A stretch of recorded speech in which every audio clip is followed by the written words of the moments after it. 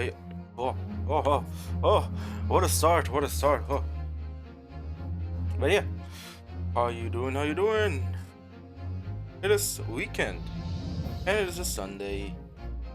How are you guys doing? How are you guys doing? Hope you guys doing well, hope you guys doing fantastic. Yeah, today we're gonna be playing Fancy Ace Attorney. And yeah, I wasn't expecting more than you wanted, right? You know, gotta finish this trial. Hopefully we can finish it, and hope we do. Also, we're finally here. Sorry about yesterday. I couldn't get things done. Also, things be popping up left and right. So yeah, need to take care of that first. But it was just my day off. But you know, so you didn't have a stream yesterday, I decided to come on today, and we're gonna be playing some Ace Attorney and try to get this trial underway now. Yes, Ace Attorney, Birdman, 100%. Gonna be fighting left and right with knives and bricks. As the title says, you know. Things are looking quite interesting. Let's see what's gonna happen now. Hopefully this time, you know, we won't get blindsided again.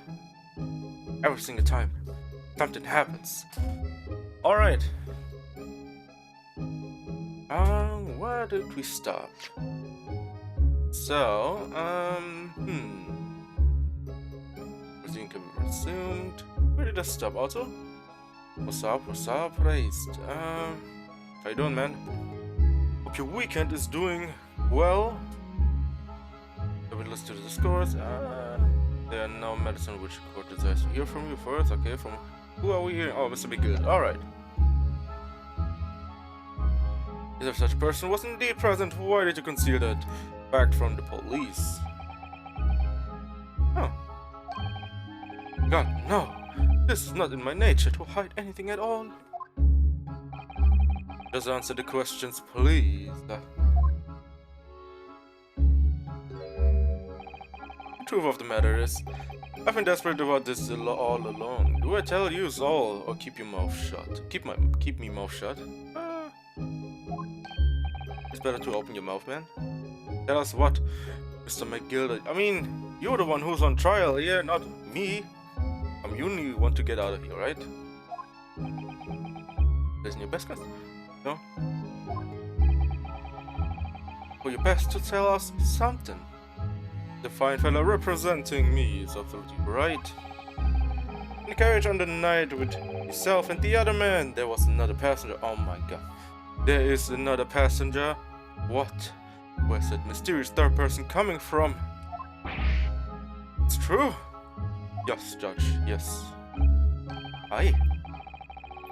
And that was me. Was? It was. What a weird word. Me who helped the little urchin get away after it all happened. Wait a minute. Wait. If you helped him, aren't you accessory to murder? Aren't you going to jail now anyway? Like, you literally said you aided in the murder. What is this? Yes. Mate, what? Bro. What am I doing here? What is this clown fiesta? No, Magnus, McGilda, that convenient excuse can't save you now. I'm truly sorry, so I am, Lord Van Zeeks.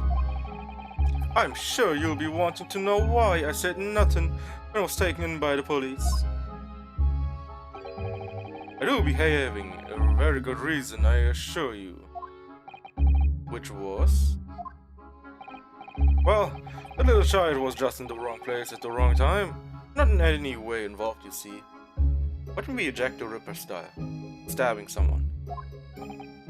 Without all the smoke and, you know, all the smoke explosions. If the police had known the wee one was there, they'd have assumed she done it. Who's the she? They'd have hauled her into this here courtroom just like myself. I was only trying to spare her that. But now she needs to come here, right? Young hearts and young minds are easily damaged, my lord. And who was this young child of whom you speak of? That I don't know. You don't know? Well, the wee thing just happened to be in the carriage that night, and I never saw her before or since. We have absolutely no reason to believe this man. You're right. We have no absolute reason to, believe him. He also aided someone. The prosecution calls for the witness statement to be disregarded by the court. I wouldn't be surprised. The urgent isn't here in this courtroom as we speak, listening to the proceeding. Wait, are we talking about the maid? Never mind. Fire! Fire! Oh! No, it's not fire, it's just smoke. What's going on? Hey, things are getting hectic in here. Be careful, not out of sun, cover your face. Bailiff, don't let the accused escape. Secure the omnibus. They were called an emergency recess. But damn, things are getting spicy. Sure, bailiff. Sure. The defendant is in custody and clear the courtroom. That's a first. We are hurriedly removed from the smoke-filled courtroom by the bailiff. Amid scenes of chaos as people stumble over one another in their desperation to flee the chamber. We had no idea what was happening. All we knew was that for the time being, at least, the trial was suspended. Oh, great. Oh my god. How can this happen? Like, bro. How? Unbelievable. Yes, I'm gonna save it. I guess we are that close to another save point, huh? Alright. Alrighty there. Yeah. Let's continue.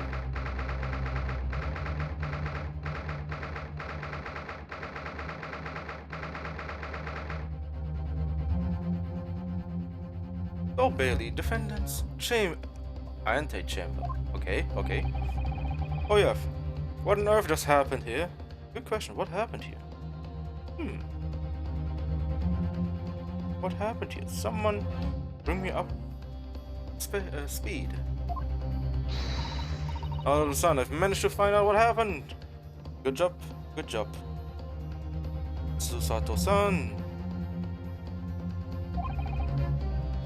Susato-san. Also, it was an advanced form of smoke grenade, a type of exploding device that releases smoke. Wow, a smoke grenade. Oh. It sounds like the sort of thing ninjas use. Oh. Yes, that's a stereotypical thing, right? Ninjas use smokes. Also, I guess, would say murderers use also, smoke grenades. You could say ninjas are some kind of murder, but to make sure everything's safe now, I think the trial will start again before long. But who would have done something like that? Oh, the police managed to catch someone who was trying to flee the courtroom apparently. Flee the courtroom? Oh, it gotta be the maid, right? Flee the courtroom, right? Well, if it's a young girl of around 15, I hear. A young girl, then could it be the other passenger that Mr. McGilder was just talking about? I thought exactly. So he wasn't lying. Oh, there's no Mr. McGilder actually. There are so many things I need to ask him about, but he's not here. I mean, he got apprehended, right? I was summoned to the prosecutor's antechamber to answer a question. Yes, the grand entrance with the smoke grenade. Along with the young girl, who is she? I wonder. And what was she even doing here at the trial? Maybe you haven't seen her, she's not the maid, and she's just sitting in the, between the public space. Yes. He was taking a huge risk, and for what what possible benefit to herself? there's another matter that's troubling me. What's that? The 20 pence. 20 pence?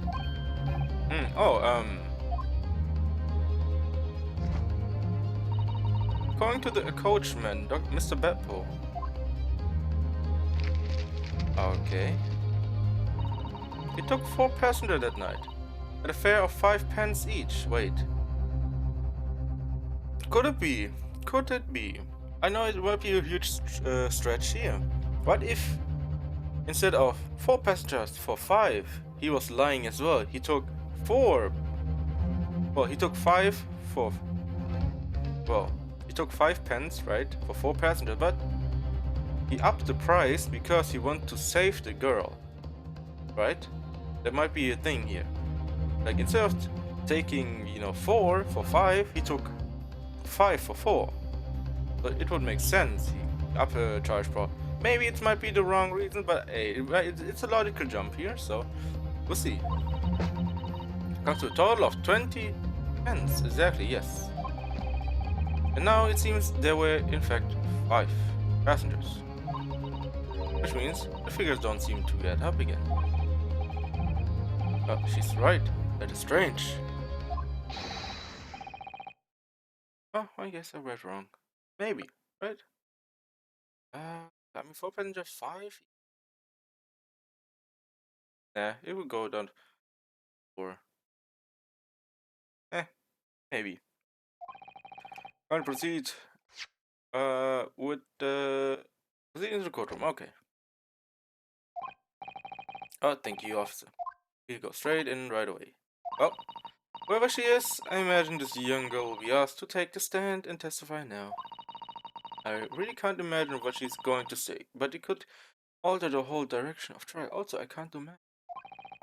Well, we'll know soon enough. Sato-san. Yes. Man, every time the Miss Susato comes up with Mr. Naruto, I have to keep thinking differently. Because usually they won't say son at the end. Since it's, translations and all. And localization. Wait, what? There's the young girl next to Mr. McGilded. Look. Must have been the one who caused the disturbance before. Well, after the rather eventful recess, the court will now resume the trial of Mr. Magnus McGilded. Now then, Lord Van Zix. My lord?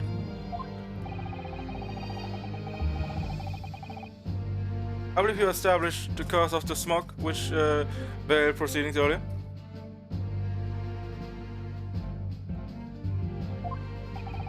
It seems to have been an advanced form of smoke grenade, but so typically employed by the army. Good gracious, the army! What in the devil's name? I'm still wondering how the smoke grenade even work without a shell. And how would those shells, get away from the place? Just throw it in there, man. Just throw it in there. It was an elaborate attempt by the young girl to cloak her escape from the public gallery, but she was caught. And now occupies the stand. Girl, what are you doing? Are you trying to help Mr. McGilded? Well, in doing so, you are essentially, making things a bit harder on him. Your name, girl? What's your name, girl?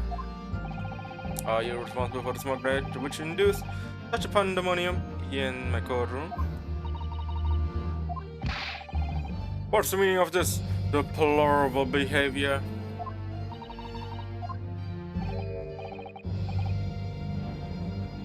If I may, my lord. Yes, Mr. McGilded. I think perhaps I ought to explain here why it is that this wee lass was here in the first place. Why she tried to boat like that. All tied up with the events of that night, so it is. Very well. Mr. McGilded, give your testimony. You will explain to the court exactly how this young woman is involved in this case. What did just what did happen tonight? Yeah, I want to know what happened. It's not like a defense lawyer that information or anything. Does he? Maybe to get a better picture. The young girl. The night in question, I took the back seat in the omnibus, promptly nodded off. Then, Bagora, a loud thud, and a wee scream woke me up. A fair start. There was a fella collapsed on the floor at my feet, so I set him up on the seat across from me. Then I turned to find out where the scream had come from, and bless my soul, what did I find? There was a child in there, all curled up in a ball, hiding her wee self away.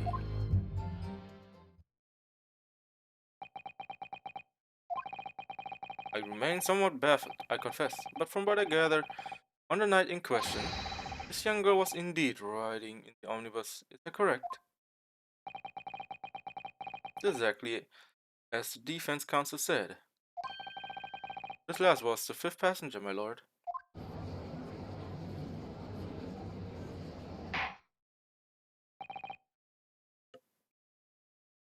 Wait a minute, no, my math was right.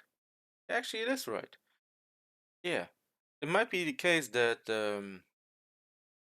you know, the driver, Mr. Beppo, took 5 from each. Of course, it might be a possibility that she snuck in, right? But my thinking is here that it would 100% would have been, one of those. Let's make some money real quick. Yeah, more like she wanted a free ride, I guess, or just want to ride. And plus the fact that so shows that 4 people, more like 5 people, and each for 4.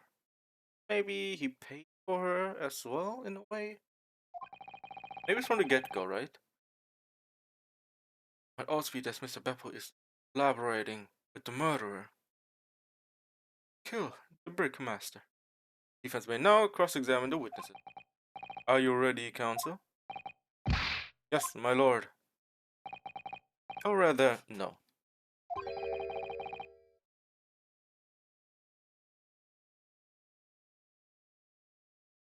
I have no idea where to start. Well, good. I have also no idea where to start because this girl came into the room. It's like, okay, we got another person we have to, I guess, examine. Lord. There's gonna be something. There's gonna be something.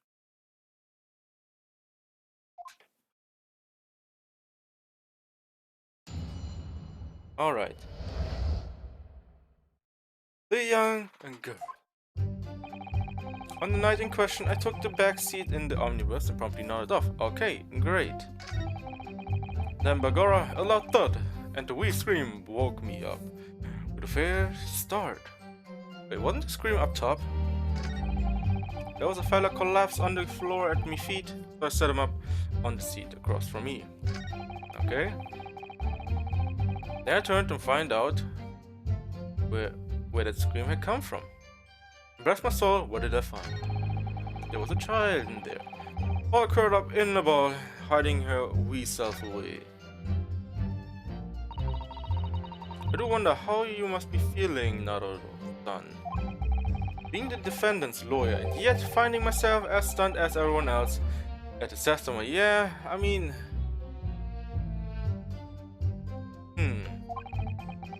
Let us say it's trying. We certainly had precious little time to talk to Mr. McGilded before the trial. But you mustn't be dispirited.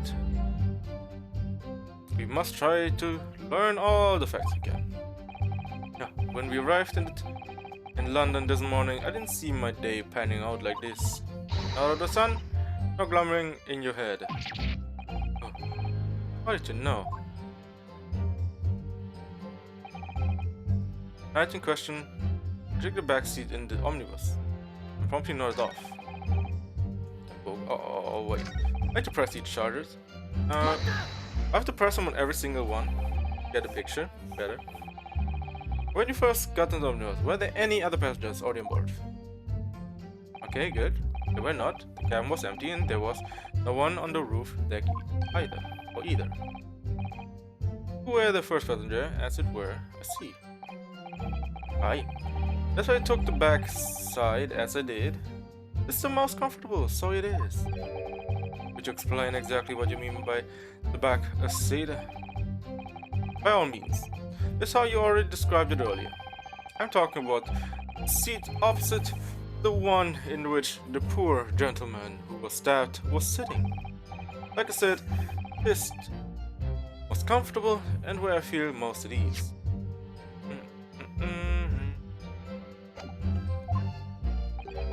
And of course, I enjoy gazing through the skylight from time to time as well.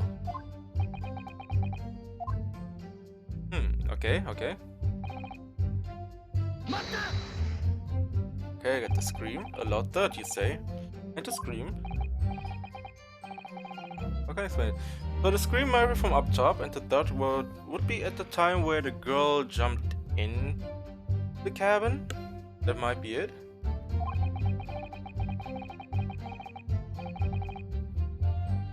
It was like the sound of someone falling through the ground. That sort of. Oh, okay.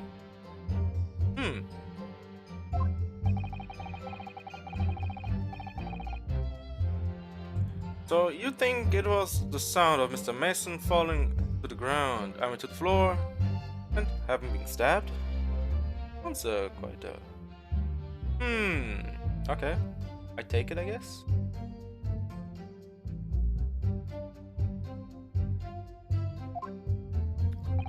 Well, now, you remember I was asleep at the time, so I wouldn't like to say when the sound woke me up and opened my eyes. There wasn't a soul to be seen in the carriage, but you fell on the floor. You didn't see anyone. But at the same moment, you did hear a scream. From the seats above you. The roof deck, I presume? Not above me, no. But that was inside the cabin? But I wasn't altogether thinking about the scream. No. I was too stunned by the desperate sight before me. Yeah, before my eyes. For me eyes. I collapsed on the floor, my feet set him up on the cross. Just press him every single time I said. You set him up? The victim, you mean? Then I did. He across from me, as I said. I could plainly see the poor devil was already gone. And you wouldn't leave a dead man just lying on the floor now, would you? That'd be in poor taste. It's common courtesy, so it is. I mean, it's also common courtesy to not murder someone. I find it a little hard to believe. Lord van Ziek. Now why would that be? You wake to find the man lying dead at your feet in a carriage. And you know, a person would hail the cabman. Any upstanding member of London society, that is. Well now, as you know, I am into something of a special line of business. The business of lending money to exorbitant rates of interest. Unfortunately, my lord, not everyone is thankful, okay, never takes the age. Is thankful for the help I offer them, and some would even see me dead. So I try, where at all possible, to avoid getting myself entangled with trouble. Are you suggesting you were going to leave the man here? Maybe. No one said I wouldn't, right? Heavens alive, no, I was always. Did report it, so I was. Only I had a mind to find out the whys and wherefores first. The whys and wherefores? Right you are. There are some details I wanted to understand before anyone else got to meddling. That wee scream I heard, for example. Wouldn't your good self just the same? Yes. Scream, he says, he heard at the same time as the thud of the victim collapsing. Alright. You know, it would feel a little bit weird, you know? It's like you're in the courtroom, and essentially you're the victim, right? Or like, I guess, the culprit in the same way, right? You're the guilty person. And you get pressed for every single statement you make. You know how annoying that would be? It's like, elaborate on this, elaborate on that, elaborate on this over that. It's like, okay, man, I'm gonna give you the whole story. And here you go, another press, you know, another pressing matter. I'm afraid I don't understand. I'm sure you told the court that there was no one else in the carriage except yourself and the victim. So I did, sir, so I did, and so I could see that is. What do you mean by that? Well now, this is a queer thing. The wee scream I heard as I woke up came from, excuse the vulgar expression, under me backside. Why what? She was hiding inside, you know, the storage area. Good gracious! Under your backside? Yeah. When I lifted the seat on which I've been sitting, I found there was a wee cubby hole there for storage. Ah, okay, so... But it still doesn't tell us who murdered her. Hello, son. We can examine the omnibus ourselves, remember? Yes, of course. Yes, I do remember that. Because I was thinking that, yeah, there might be someone able to be hiding in there, but at the same time, it gotta be, you know, someone smaller. There's definitely, you know, some kind of, you know, a dwarf might be hiding in there, or even a little child, but never expected a little girl to be there. I guess, that, you know, busted the case wide open. Time to get things bust open, hey? Alright. This would have been a very good time to have a thorough look around the inside. I mean, we already did that though. We did it already. And that's when I found her. There was a child in there, all caught up in the ball, hiding her wee self away. I was getting pressed like no other. You say she was hiding herself? Aye, that's right. It was hard to see in the dim light, but she was all curled up in a wee ball. Then no nourishment. Well, the heart nearly stopped beating in me chest. Oh, you're really overreacting this. Still in all, I pulled her out from under there and set her on the seat opposite so I could have a wee ching-wag with her. Seat opposite? That's right, just next to the dead gentleman here. Said, young girl next to a corpse, sir? I mean, it is better to sit her next to the dead person instead of, you know, sitting opposite of the dead person so you don't look at it all the time. Of course, yeah, you know, I think that's the best course of action. Well, as I'm sure I mentioned, a gentleman in my position can all too often find himself in a moral danger. So, I need to find out just who this person was, you see. And while I was in the middle of talking with her, I heard another scream, a fella's voice this time. And presumably that scream was Mr. First, who was sitting on the roof deck seats.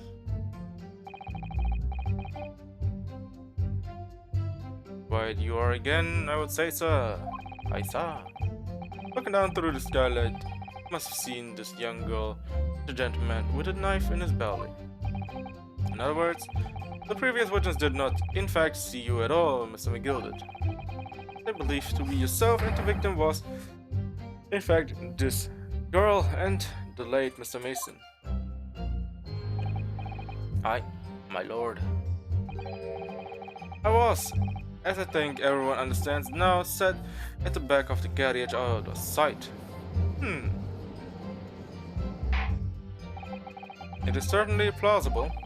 The defendant is somewhat diminutive in stature, and readily confused perhaps with this young girl. After that, of course, scream from all the gentlemen over us, the driver realized something was wrong and pulled up the horses. I mean, I guess now it makes everything sense. Now it makes everything sense. So Pepper was literally upcharging those poor folks. Okay, that's the wrong word here. Okay, not poor. They're not poor. Just wanted more money. Simple as that. Also, those people are literally, swimming in money. The events as explained are clear in my mind. However, at least one conundrum remains. Who murdered the guy? I'm like, who stabbed him? Who is the girl? Well, that's also another question. Her name is Gina Lestrade. Or Lestrade? I don't know how to pronounce this. Of course, if you would pronounce it in English, yes, you would Lestrade. Or if you want to pronounce it differently, well, Lestrade. Or Lestrade. She's a cancer. What? Guns across among large crowds, relieving people of their purses. Oh, Chancer. Chancer, what the fuck? Chancer. So she's a thief. I mean, pocket thief. Pocket? No. Pocket thief. No. Pickpocket? What's commonly called a pickpocket? Yeah. This girl here, a petty thief. Yes. I mean, look how she looks. I mean, more like what she's wearing right now. It's the shrooms. Lestrade or Lestrade? Yes, Lestrade. We'll answer the question. But yo, she does have a gun. What are you doing? You're going to jail for that? What? How dare you? What is the meaning of this? Good question. What is the meaning of this? What are you doing? You're putting yourself into a hole with this. She fucking vanished. What? Good. She's gone. Open your eyes. Hey, over there. I'm over here. I'm over here. More like here. Good gracious. How? Magic. Baby, magic. I mean, because only you, right?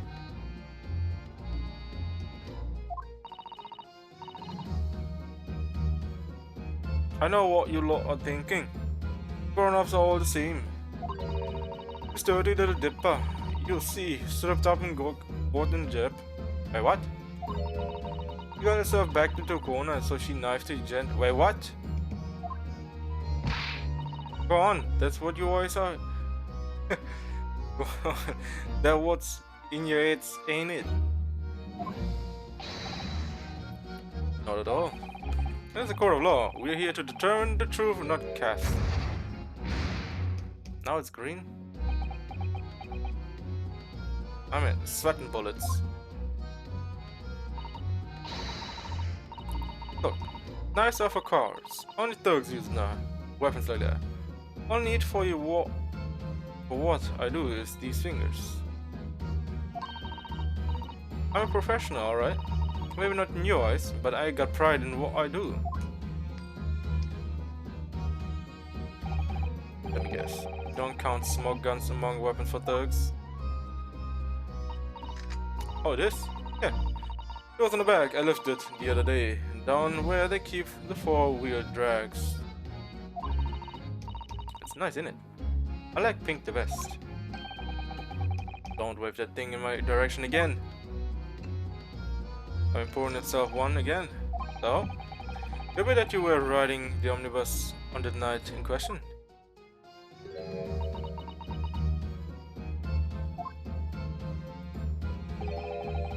It's alright, lass. You can tell them the truth for now. Truth now.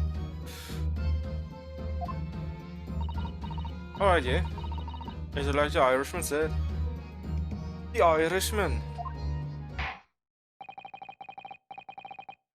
The court accepts this girl, Miss Gina Lestrade, as a valid and significant witness in this case. Ooh. Ooh. Okay. The young lady. You will now hear your testimony if you please. Tell us your story. Oh lordy. Did she see another person in front of him? Because this might be another case of we have 4 people in the carriage. Oh my lord. Getting bigger and bigger. You will tell the court exactly what happened in the omnibus on the night in question.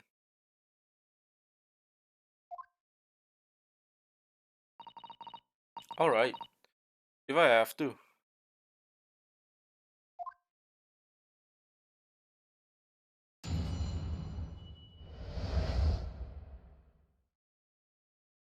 What the girl saw.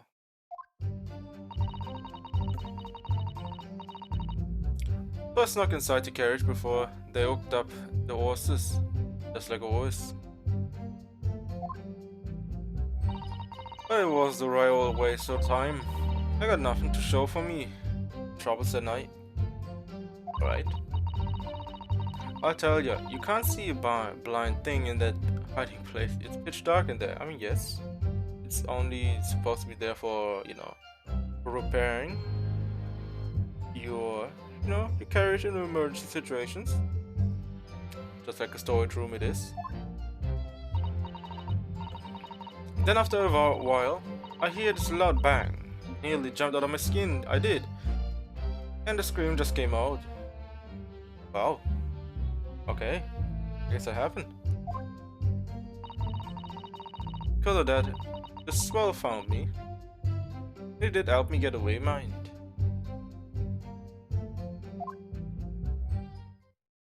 Are you indebted to him now? Huh. Yes, he let you go.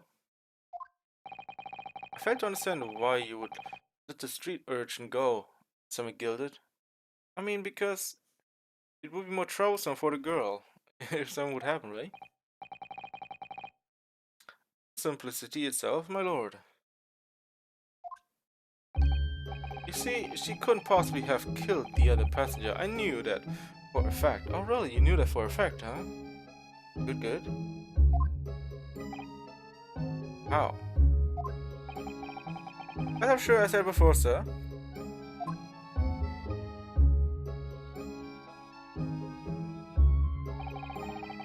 I was sitting right on top of the place where she was hiding herself. I think, yeah, a demonstration is called for. Yeah, it makes 100% sense. This is where I was sat that night. And the cubby hole of which you have spoken is the seat, I presume.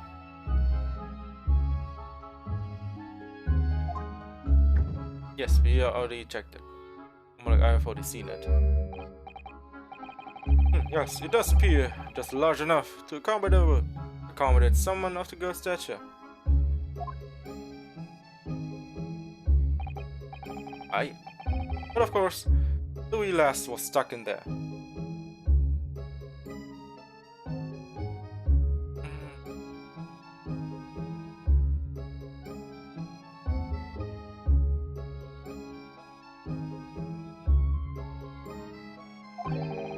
Because I parked myself on the seat for the duration.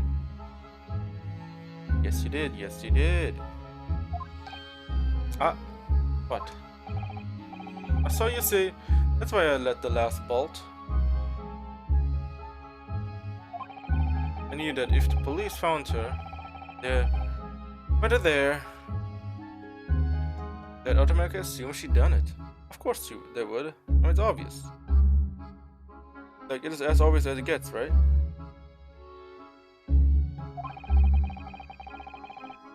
I couldn't live with myself. If young life was ruined, and all the time I knew she was innocent. I mean, yeah, makes sense, makes sense.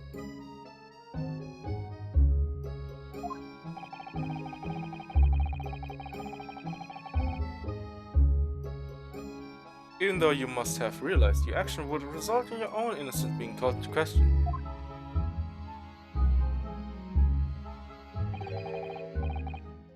Not on me, Lord. Not at all.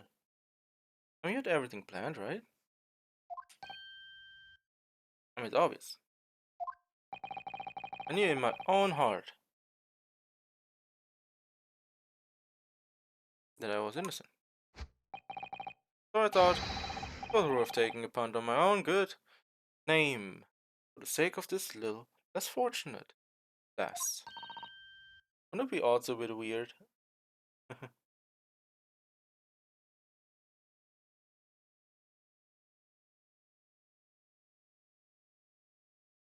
Like my man over here, doing the utmost best to make it as bad as possible. My goodness. What a perfect judgment. I mean, it's more like he knowingly did something because he 100% knew he's gonna be, I mean, she's gonna be safe. I mean, who can murder someone if you sit on someone, right? What kind of weird. Oh, I was in the storage room. No one can touch me, but you murdered someone? Lord. This fine example of a man can possibly be guilty of heinous crime like this. Were you the one who literally was trying to defend, oh, how could you vote for these people? How could you vote for him? He murdered someone and now you're saying that? What? I'm ashamed of myself. Forever down you, sir. Hey, white. And there he goes. He's not guilty anymore, right? With calm, collected reasoning, one arrives clearly at the truth every time. Oh. Turn from one side to the other. I guess we are finished here. But still, who killed the person? It's still right open here. But I think it doesn't matter, right? Because we only need to, need to show that he was not guilty. Science alive. All 6 members of the jury, consensual, and they're leaning to a verdict of not guilty? What? What in the name of justice is this? Naruto-san, this, well, it must mean. It must mean what? Yeah, it must mean what? That we are victorious. Yes, you are. Still, though, I'm still curious who murdered the guy, so, yeah. We've won. Yes, we did. Are you sure? Oh, God. Oh, Lord, he put his legs up. If the sight of my iron-heeled Wellington offense, pray. Do forgive the discourtesy. What are you doing, man? You have a glass in one hand and put your legs on the table. What?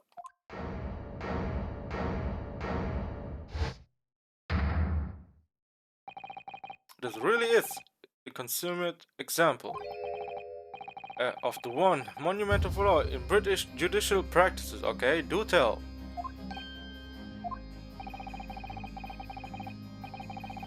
Where evidence and reason should be paramount, emotion rules the day.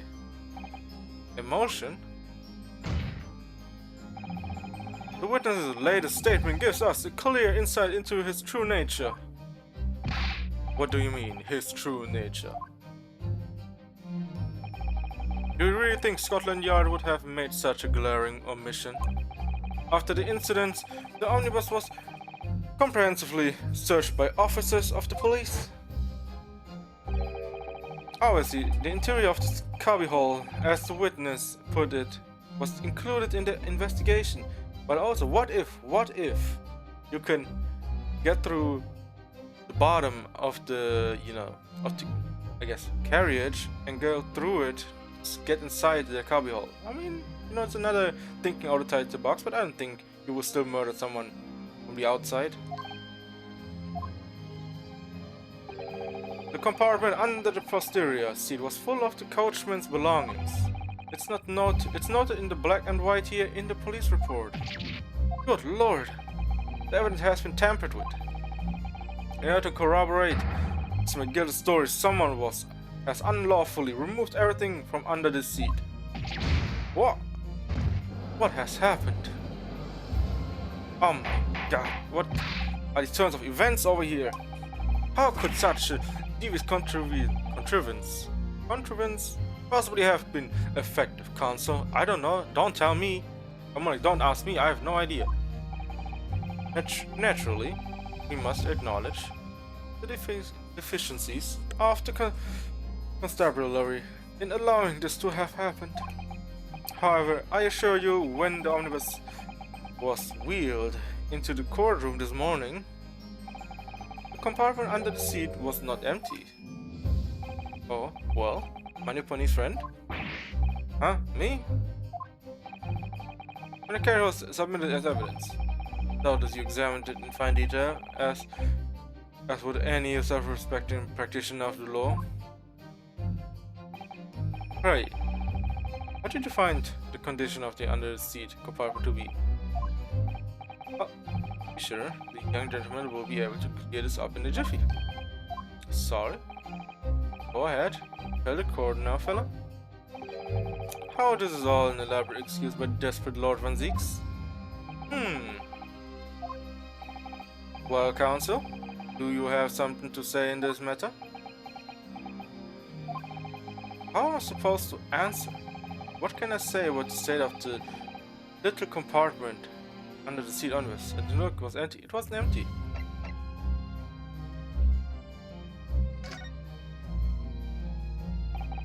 I really don't know if giving this answer is helping my cause of counsel for the defense. But as far as I remember, at least, there was enough space still. When I first examined the compartment, I'm fairly certain there were a number of articles inside. Yes. Are you sure, counsel? Ada, Liz. What are you saying now, you daft dwarf? Thought you were on my side here. I just threw him under the bus, but you know. What game are you playing? Your task is to defend the man in the stand. Why would you say something to compromise his position?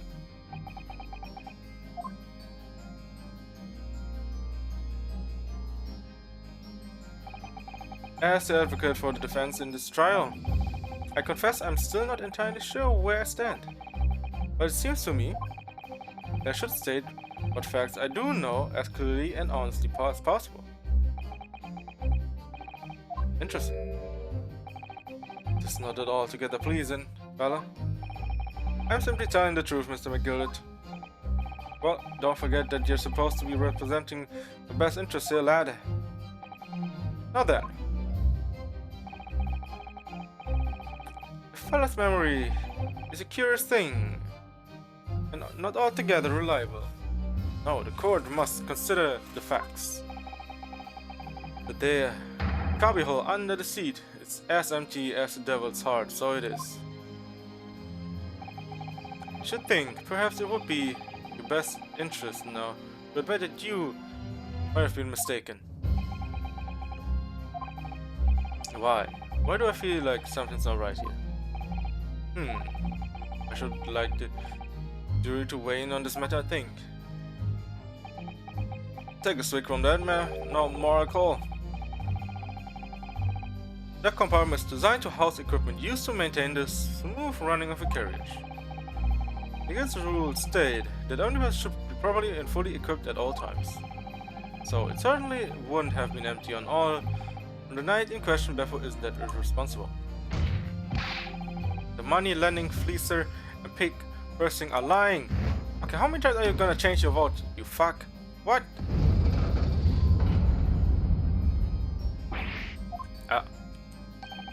I can't believe I was near taking in. Stinking rich are always stinkers. Nothing but cowards, the lot of them. What? Oh no. It's a trick, of course, it's a trick!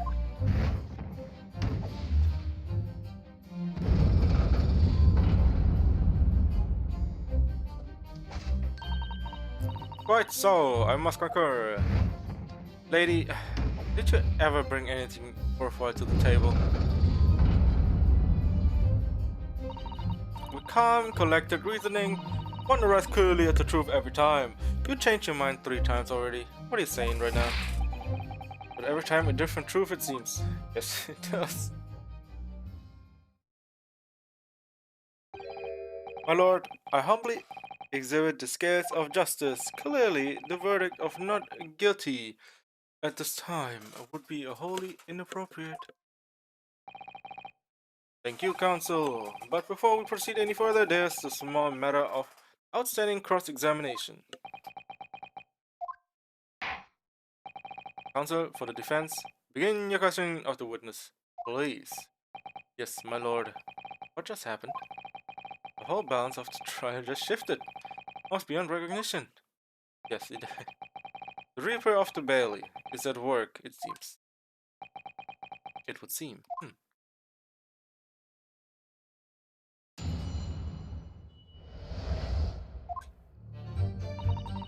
so I stuck inside the carriage before they hooked up the horses, like always. Then to press her every single time. So you were already in the omnibus before it even set off on its run? Well, yeah, I mean, what's the point of spending a joey to make a few bob, eh? That's a rum idea, in it. In it. Alright. I suppose she means there's no point spending money to make money. It actually makes sense. I mean, it makes sense. I mean, come on. Unless you spend money to make more money, right? Counsel, may I remind you that this girl is a petty thief. Kindly refrain from entertaining her tenants. I mean, she makes valuable statements here. Come on, Your Honor.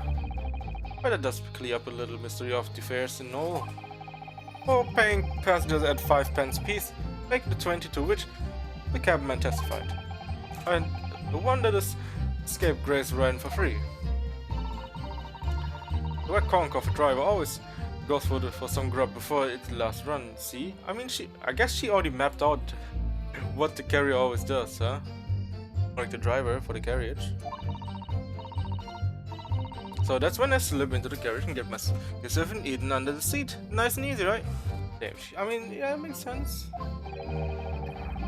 But your hiding place is a storage compartment, full of equipment for the coach, no?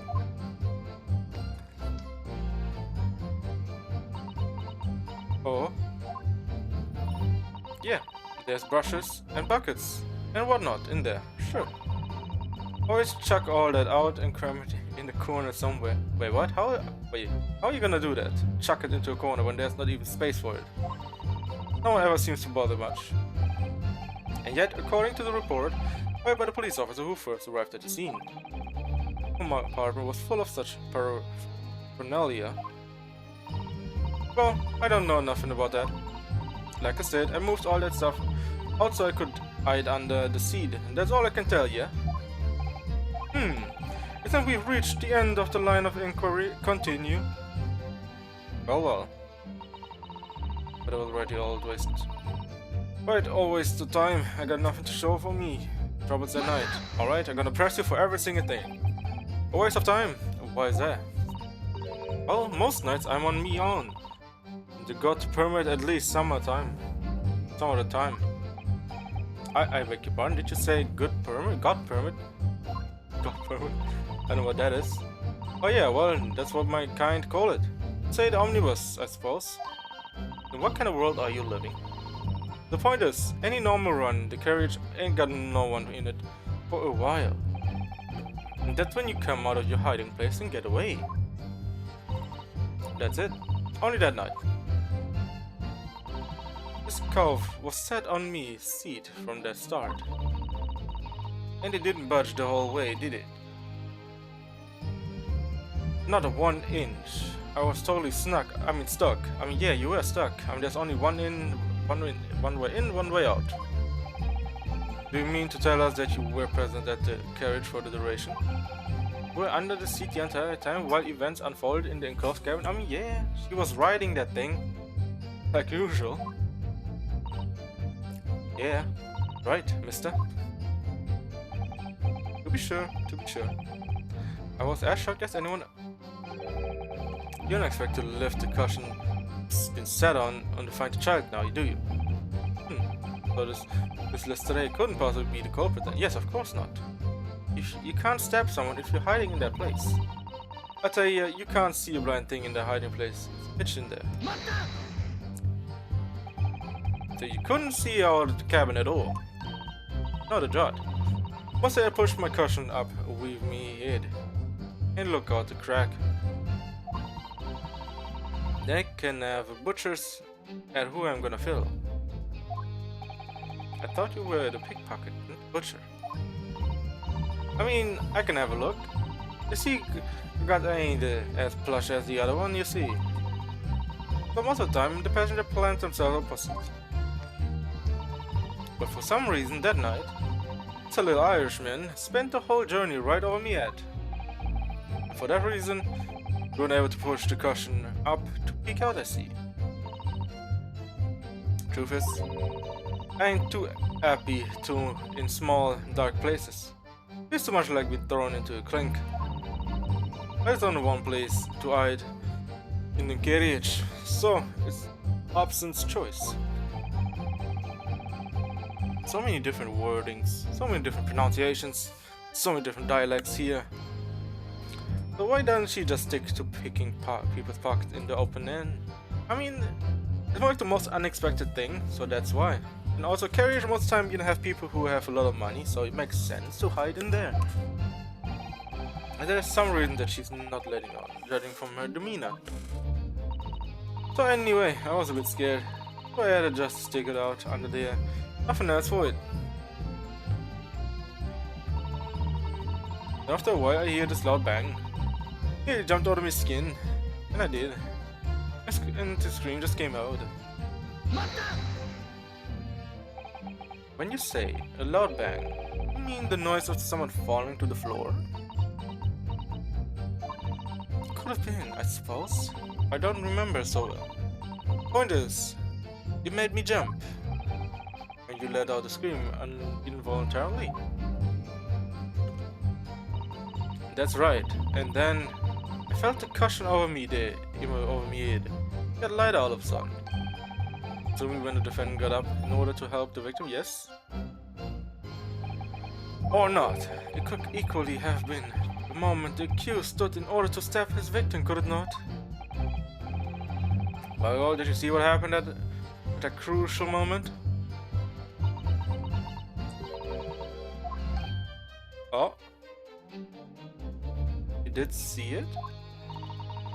I pushed the cushion and added quick butchers while I had a chance, didn't I? The Irishman was sitting up the block would have fallen on the floor on the seat opposite.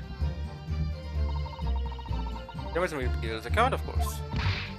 But then the fellow suddenly turns around and looks right at me. I mean, yeah. It's like, what do you expect? Is seat going up randomly? And the girl jumps out. Yeah, that happens every time. I sank back down again, but it was too late by then. I should never have risked looking. Yes, you shouldn't have. Huh.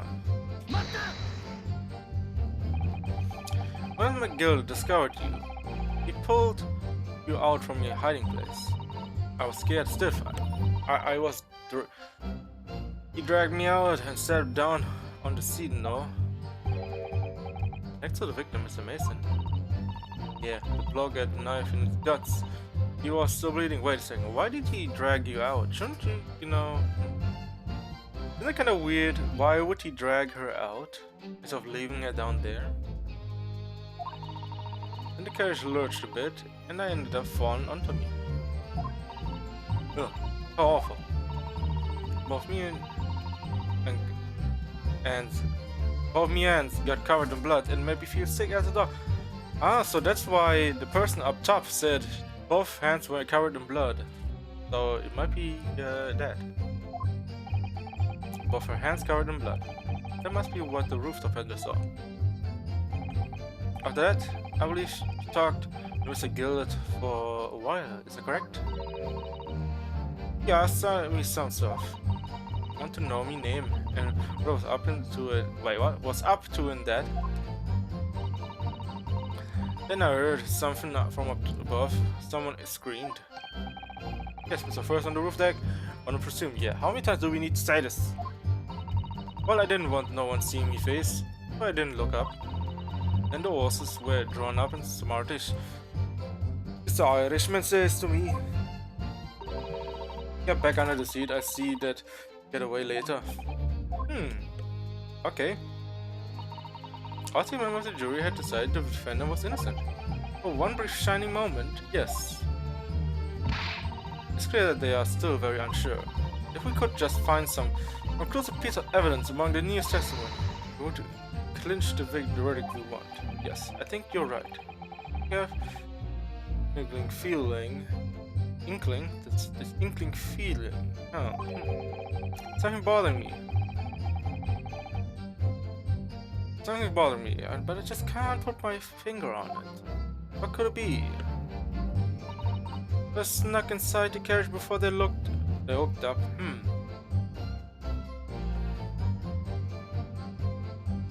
Okay. This could be fine.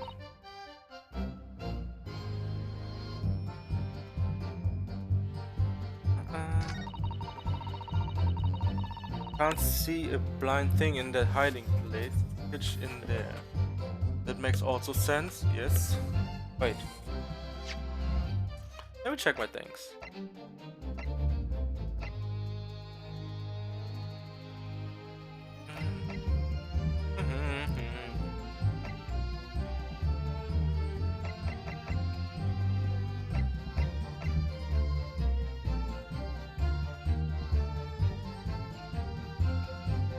Okay.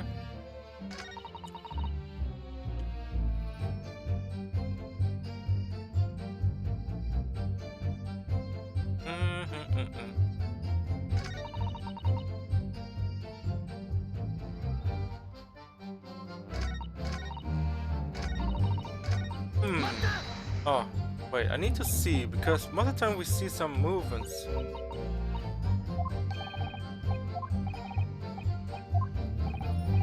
Yeah, nothing changes every time.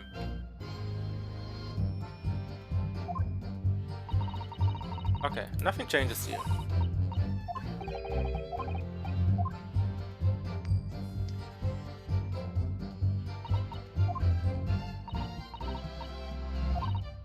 Yes, yes, gotta move on, please.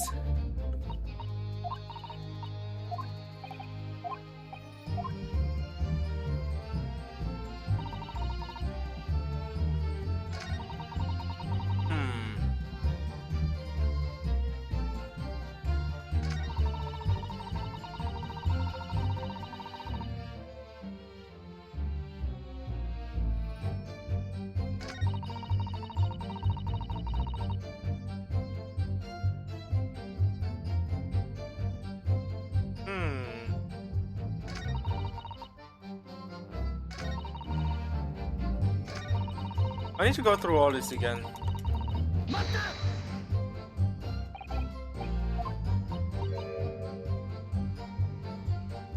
He's so fucking stone cold, man. Literally dead ass in the eyes.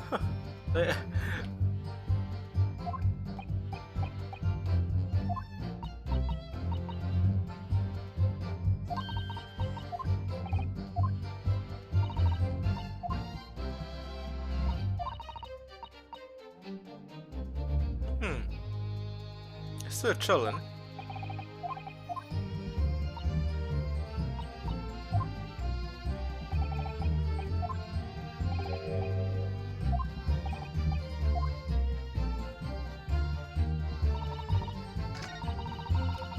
What if it's the other way around?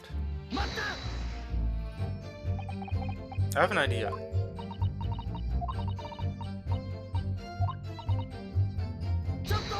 Oh. Let me ask you something, Mr. Gilded. Oh shit, I fucked up. No, please don't come. Do you have something to say about that last statement? Not really. Yeah.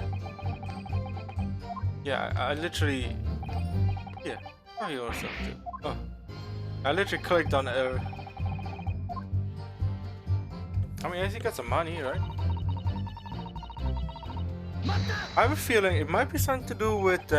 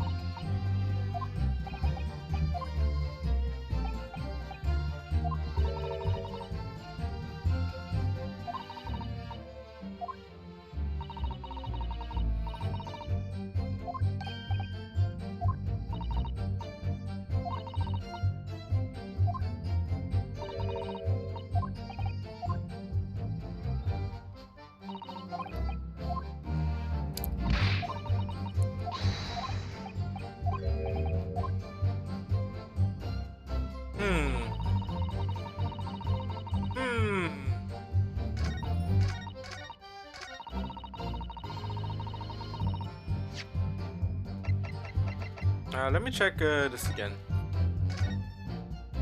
Oh.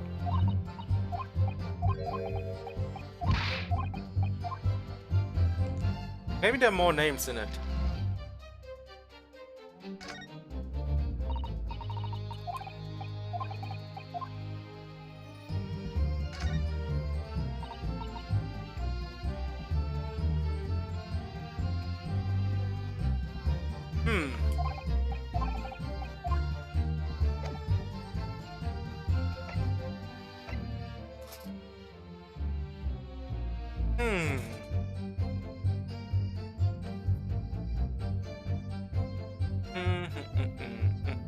Okay, I think I have an idea.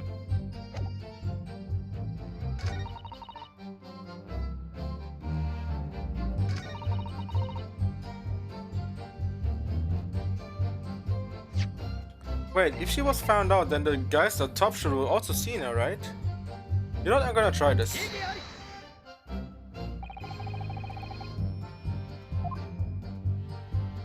Okay, it does not. Okay.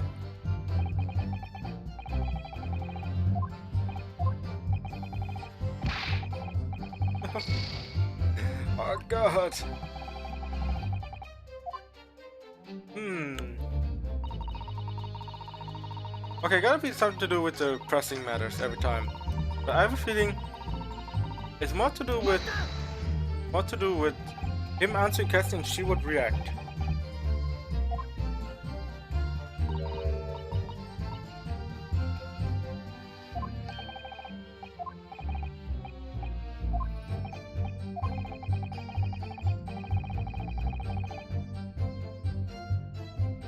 So chillin'.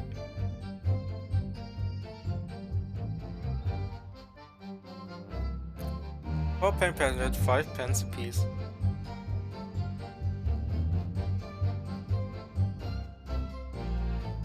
Yes, makes sense, yes.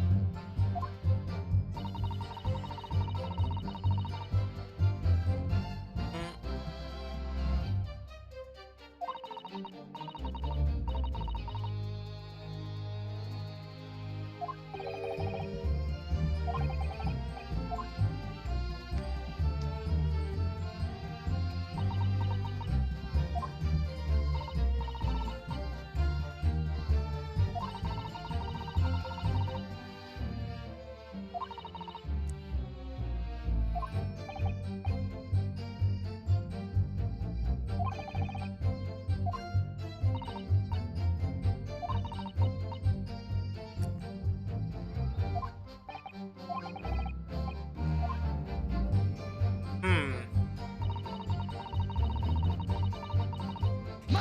I'm trying to see it from a different way here. Different side of things as well. Because he doesn't change his demeanor at all. His demeanor like literally stays the same.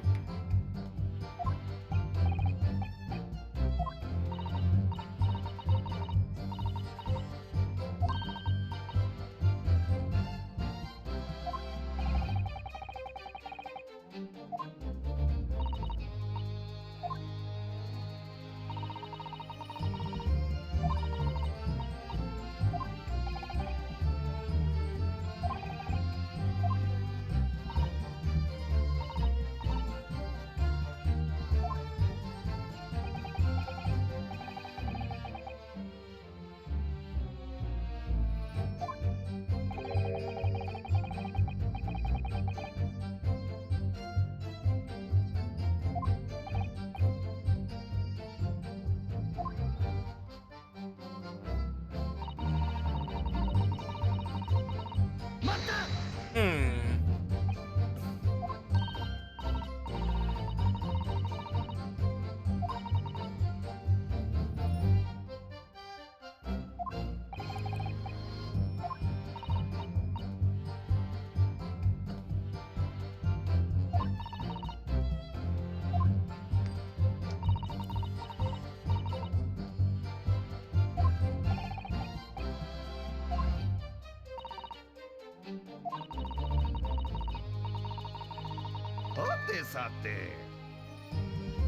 Why what?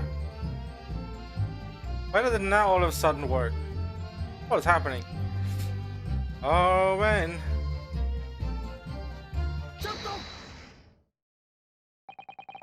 Is I'm wrong, Mr. Mega? Yeah, I don't know when that even happened. It's like, I went through all of these, like, huh, nothing changed, but now, okay, I guess go through multiple times.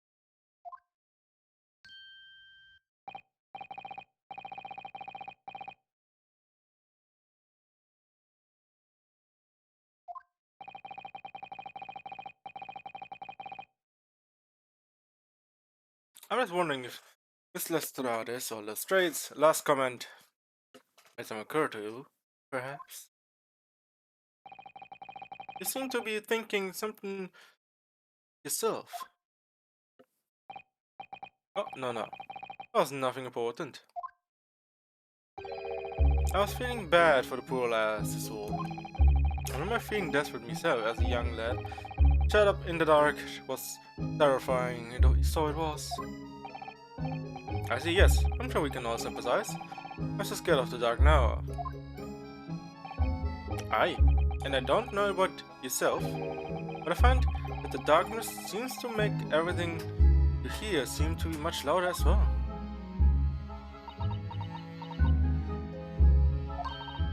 Yeah, I suppose it does. Maybe. Miss Lestrade? Lestrade? Did you hear something that night? Anything? An unusual noise, perhaps?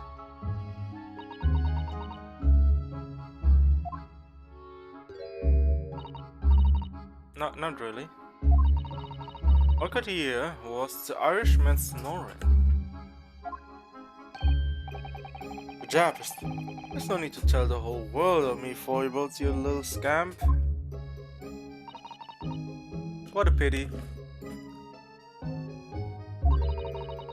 When Miss Sada has heard something, we might have given us a clue. Yes.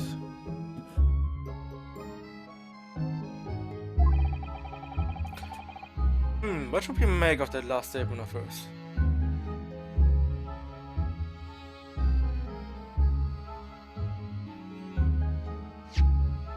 Let's go through it again. Because I have a feeling he's pressuring her.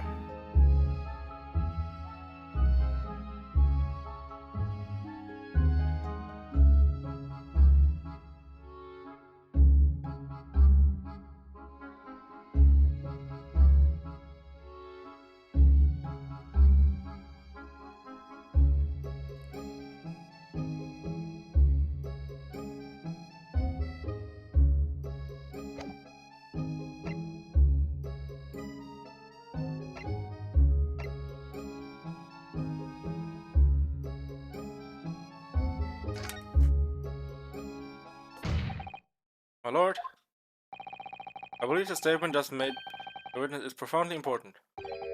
Profoundly important? But all she said was that she heard nothing. Yes, which is profoundly important, on point. Profoundly important point. I'm almost sure of it. I'm almost sure that I don't understand the inner workings of your Eastern Mind Council. Nevertheless, as you know, Lestrade, you will supplement your formal testimony by repeating that last statement, please. Oops, supplement? What are you on about?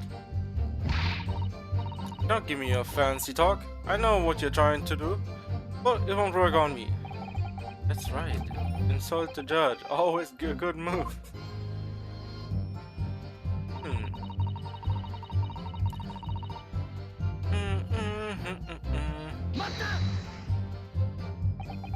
So you were straining to hear what's happening the entire time since the moment you hit yourself.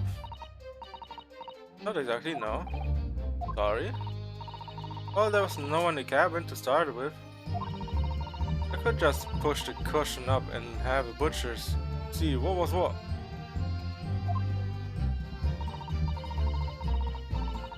But then, when I saw the swell getting on, I got mad. Not so you didn't notice me. Miguel sat on the seat under which you were hiding, correct? Yeah. With you, Adam and Eve, eh? Hey, what a mug.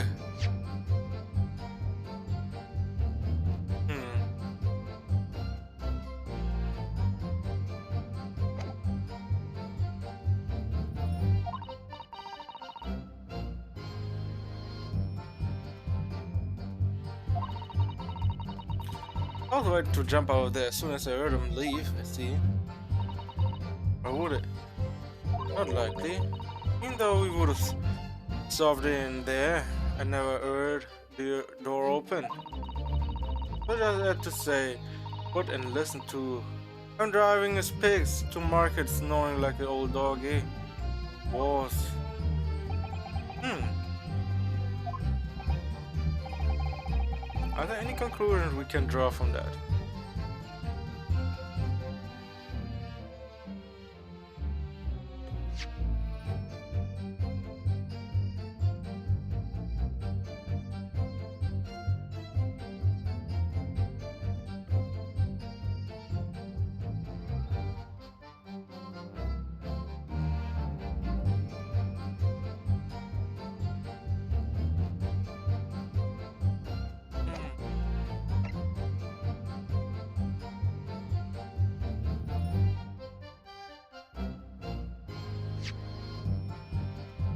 Let me see.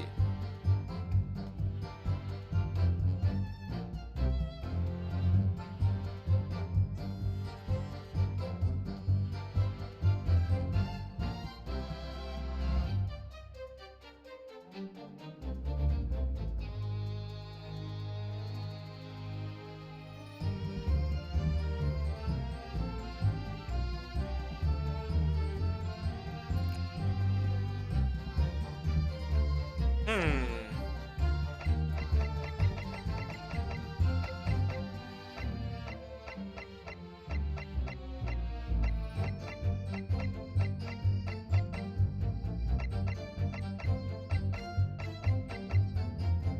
Hmm.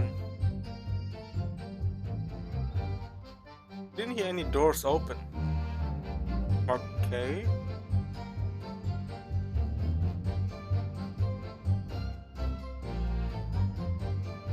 Hmm.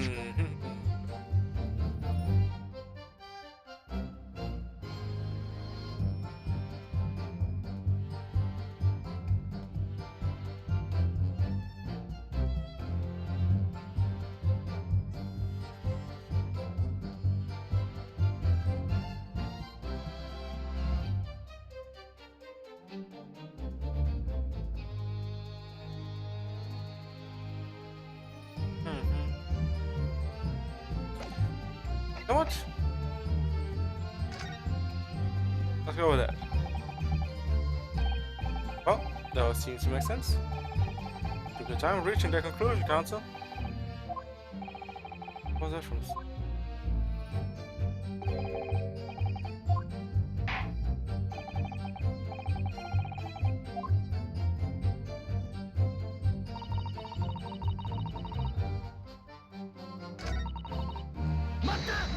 You know what? I'm just gonna go with it.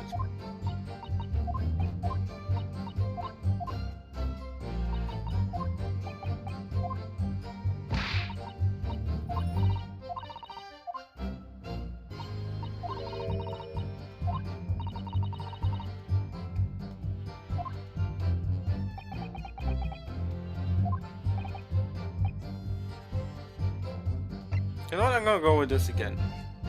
You know what? I'm gonna throw it all out. See how we do. This is started. Straight. What have you just told the court? It's clearly at odds with the fact. At odds? Are you sure, man? I have no idea, man. I forgot. It seems he learned Nipponi's friend is not as dull as I feared. No one Ziggs realized it too, huh? Oh boy, oh boy. Counsel? Wasn't it you bolster your claims with evidence or some complicit party names at the very least? Lord, to demonstrate the alleged contradiction to the court. While she was hiding in the omnibus that night, she heard nothing but the sound of a single song, but think, you know, Skid, think. There's something else she should have heard. Show a piece of evidence?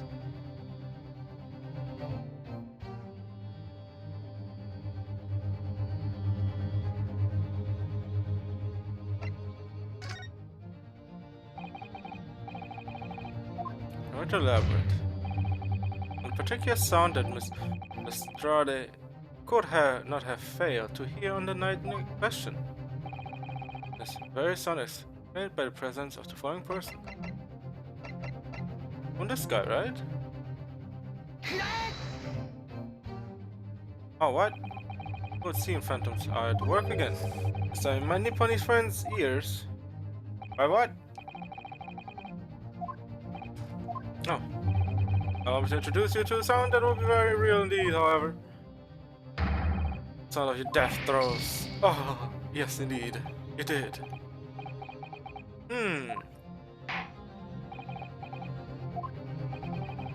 According to Miss Lestrade, while she was hiding in the omnibus that night, yes, she heard nothing but the sound of Mr. McGill's snoring, but think it was okay. I mean, what is it? I'm trying to think as well.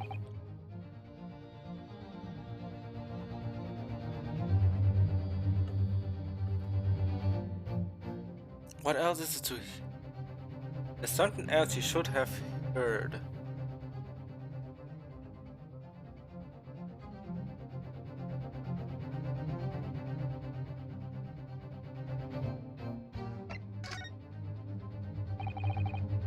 Yeah, I think you might be... I think you might be the guy who was falling, right? Fell onto the floor.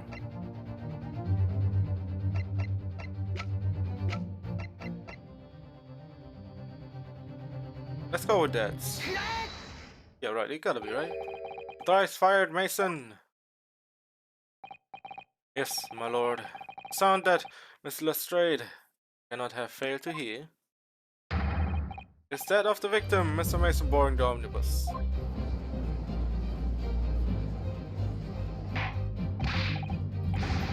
Bring your reasoning, counsel. Miss Lestrade, let me confirm something. You learned earlier that you were the first person on the board the omnibus. Is that correct? Yeah, of course I was. I got on while the driver was in the pub, didn't I? And the next person to board the omnibus was Mr. McGill. That it was not a soul was in the cabin when I climbed aboard. At least not in plain sight. So you were, to all intents and purposes, alone in the enclosed cabin of the omnibus at the time. I did not say as much. I wasn't traveling with anyone else, if that's what you mean. Yeah, I saw him get on, remember, through the crack under the seat cushion. I thought you couldn't see because it was pitch black in the storage compartment. He was on his own for sure. And from what we've heard, the carriage made a number of stops after that on its onward journey. During which time did you not hear the door opening or closing at all? Nah, never heard it. That's exactly what I was listening for. Weren't it? Waiting for the swell to leave. In which case, when and how did the victim end up in the carriage?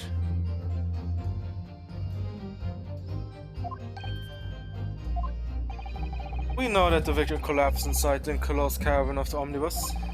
Therefore, Miss Lestrade, about what she did or did not hear is at odds with the facts. Incoming, he actually murdered him. Yes, his ability statement was clearly flawed. Love and Zeeks? Yes, he knew. He knew all too well that there was an inconsistency in Miss Lestrade's statement. I'm coming out with his retirement here. It would seem words of thanks are in order for my learned friend. What are you talking about? You have demonstrated the matters impeccably. His witness and her colorful statement are entirely unreliable. Her words are convenient untruths, nothing more. Yes.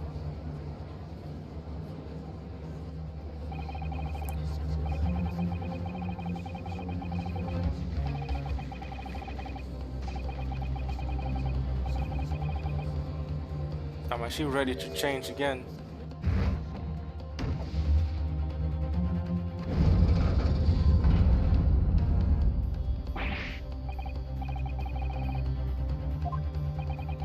I didn't want to judge the dear little mite, just because she has some rather naughty ways. But I must say, can't abide liars. And neither can I. I didn't want to judge the girl just because she has some less salubrious ways. What a word. Do you want? I must say I can abide liars.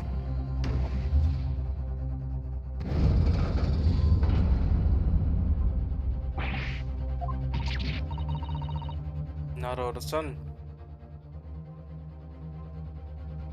That's 5. Jury's leaning towards guilty. Yeah, I mean, we're losing more and more jury people. The other side. Well, your consideration for the others is refreshing, my Nipponese friend. So consider the troubles you have spared me.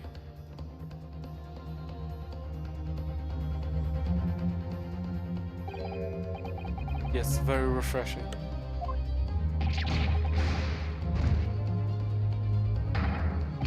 Oh god. You got who you're working for? Usually Eastern Madden. This is carnage. Perfect. Your number 2 is the only one left. Now son, the way this is going, I know. I can't find some new way to convince everyone of the guild's innocence. The judge will overrule and we'll have lost. I very much want to believe the words of one of the most respected gentlemen. But those in service know we must accept hard truths. Oh shit. What's he gonna pull out, man? Yes, the witness's last statement seems to have revealed a critical inconsistency in her story. However, if you consider the possibilities that her statement is in fact the truth, the person didn't come through. Wait a minute. I think I have an idea. What he means by, oh yeah, the doors didn't open, but what if the glass roof opened up and the victim, fell to the floor from the top. Got murdered on the top. Or on the roof top. It may shed entirely new light on this whole case, yes! The murder took place not inside the cabin, the murder took place outside of the cabin. On top of the roof of this carriage. What are you saying? Counsel, I'm sorry, sir. Whatever do you mean? Counsel, I will not tolerate you attempting to prorogue my education. Bring yourself at once. When the accused boarded the omnibus, on the night in question, the victim was nowhere to be seen. Subsequently, the carriage door was not heard only a single time as testified by the witness in the stand. Yet the victim's body was found inside the carriage. Yeah, think outside of the box. I'm like, think outside of the cabin, okay?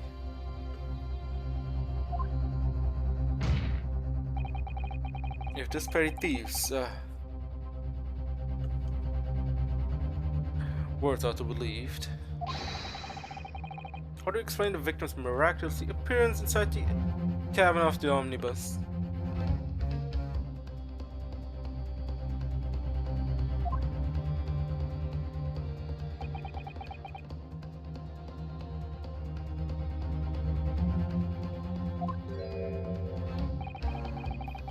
There's only one way to explain. The victim came inside.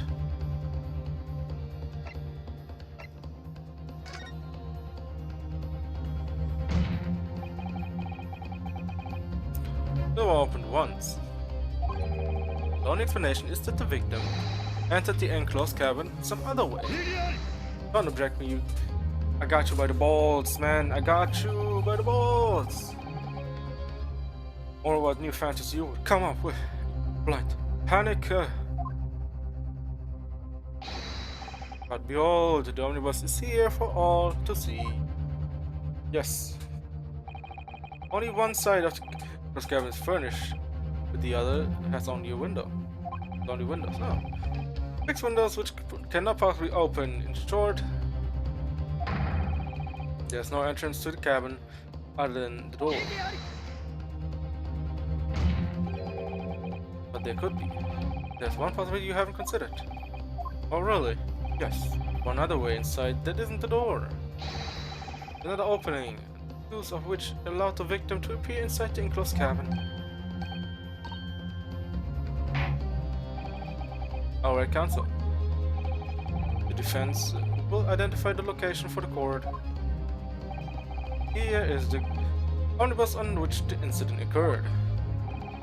Where on earth is this entrance by which you propose the victim enter the cabin? It's right here.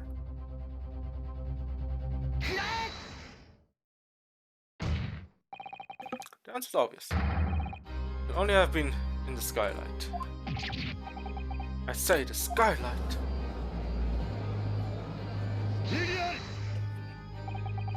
The ludicrous proposal almost has me lost for words, however.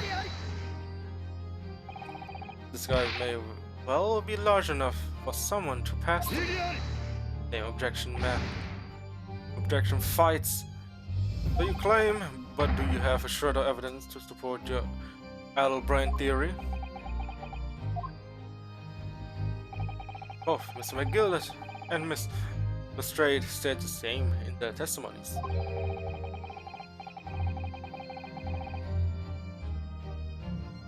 They each claim to have heard a loud thud, such as the noise made by someone falling to the floor.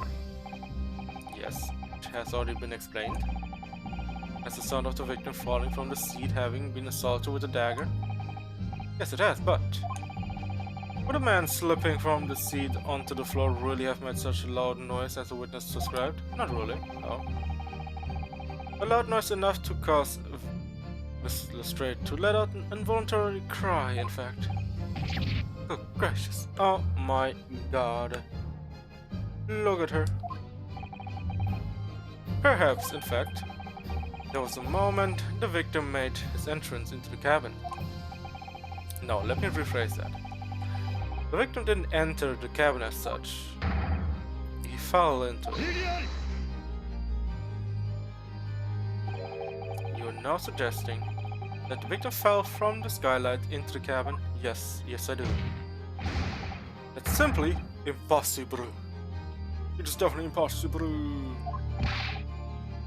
How can it be possible? How can you be so sure? Because if the victim had fallen inside through the sky, as you say, the person on the roof deck would have seen it happen. Yet not one person made mention of such events in their testimony. Well, yes, that's true, but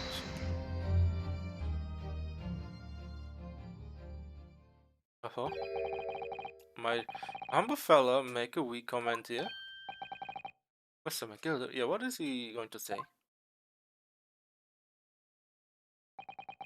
To be sure now, two fellas who were sat on the roof that testified for said nothing about of the victim falling through the skylight. But it seems to me, my lord, that it's not so much a case of them not saying, but I not mentioning it at all. They were both in it. It's a case of them unable to say. Well, I think perhaps the two fellas do be having something of a compelling not to mention what happened. But you do not agree, fine ladies and gentlemen of the jury? Oh my goodness, surely not. Those two chaps on the roof? You mean the ones who stuck that knife in the man where... Well, I mean, if they both work together, I mean...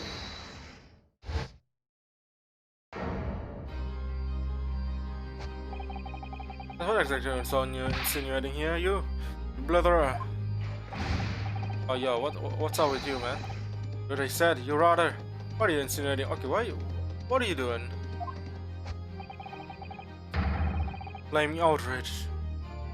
Outrage, I've good mind to give you a blink in a minute. Give you sheer China in a minute, he said, and so will I. I mean, you guys seem pretty fluttered. It's a fair play. You're effectively excusing me, a city gentleman and a well-figured banker, and me, a very angry hatter,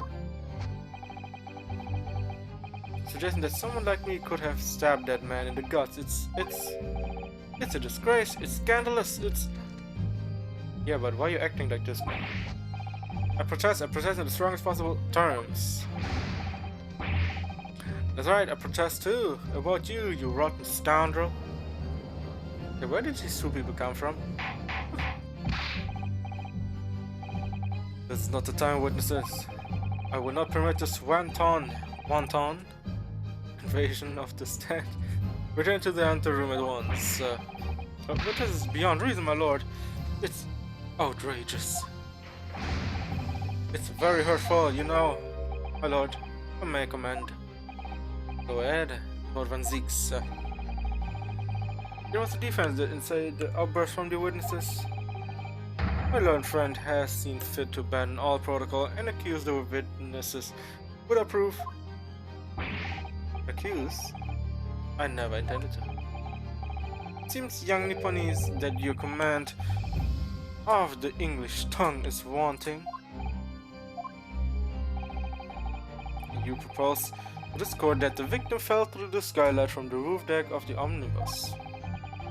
That hypothesis cannot possibly stand with the rooftop passengers being aware of the events. You have branded these gentlemen liars. You have intimidated the criminal guilt. In our British courts of law, that is what they termed a baseless accusation. I know I was rash to put this idea forward without any but you can't just dismiss it without a second thought. What are we therefore? Get them to testify that there was something fishy about that from the moment I laid eyes on the fellow. You get to see the matter through. Now, one way or the other. If there's filth and rubbish in our midst, we must dispose of it at once.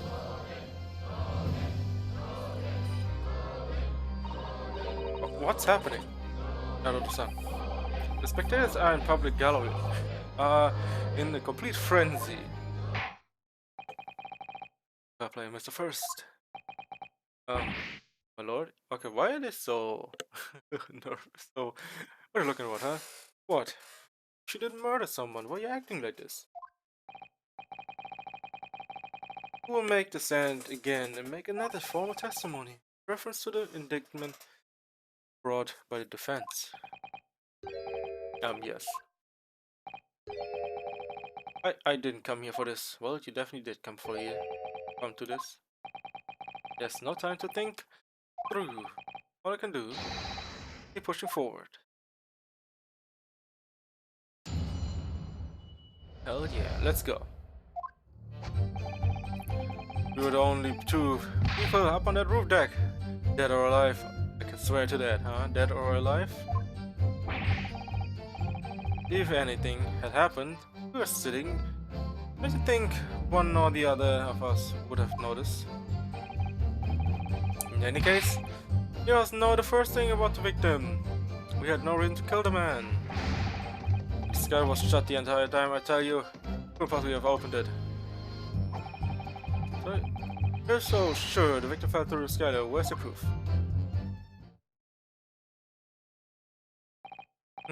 I must say that, on listening to this testimony, it's somewhat hard to imagine.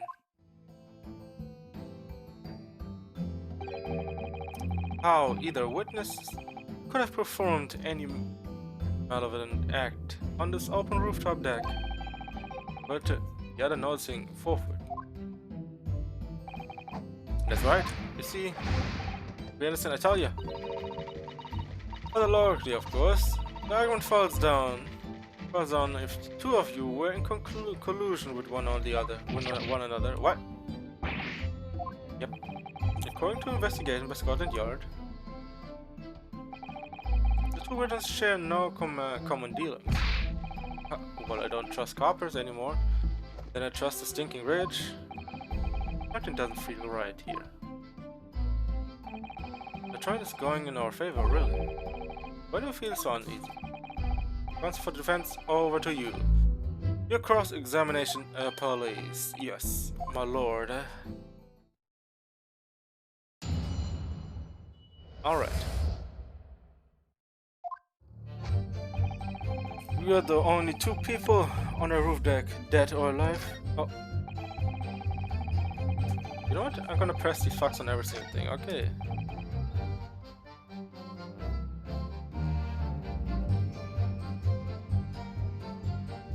I think I can save with that. I don't need to press this, to be honest. I don't need... No, I'm just gonna press every single thing, fuck it.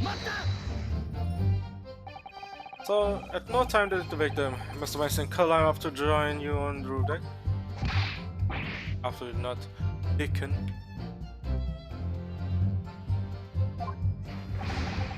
No question about it, he said. None at all. Damn, 4 people? Oh, but yes, but of course. I remember seeing them both. The victim's inside to close cabin talking with this man, yeah? It's true, Mr. McGilded.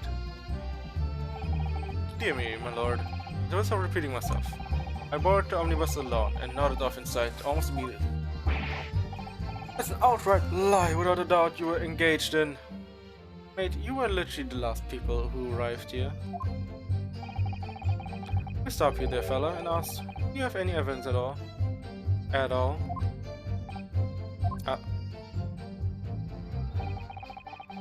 This is all about the evidence in the courts these days, so it is. You do well to remember that. I saw you with my own eyes. This is going so well. If anything happened, okay, sitting. Unless you played it up yourself. Talked it out between each other. Well, it was on the final run of the omnibus. At past 10 o'clock in the evening. It was suddenly having quite dark, perhaps too dark to see clearly. Some kind of a lark? That kind of joke, he said. Is that what it is? Or perhaps one or the other of you fell asleep briefly. Are you fair? Dinkum, sir? Are you serious, sir? That's what he said. It's impossible, I tell you. I'll give you the keys to the vault if you could fall asleep in the bitter cold. And if you did manage it, your eyelids would freeze shut, and you'd never open them again. Are you flattering me? Oh, excuse me, I tell you, and we had to put up with it because this man had locked the door. Any children would have unlocked and let me in when I knocked. I'm dreadfully sorry about that, young fellow. You see, I was away with the fairies and didn't hear you at all. It's like I thought you through the glass. You're talking to someone. I know, it was a cold night, so it was. Perhaps people do be seeing things that aren't real in the cold. It's hardly surprising. Seeing things, yes, seeing things. Mr. Horse, sit down, please. I believe we have reached an impasse on here on this particular point. You. Don't take it personally now, lad. If I'm a suspect in this case, then it's only fair that you and the other fiend are too. Open and free competition is what the capitalist society is all about. Isn't a competition I should like to be involved in, really.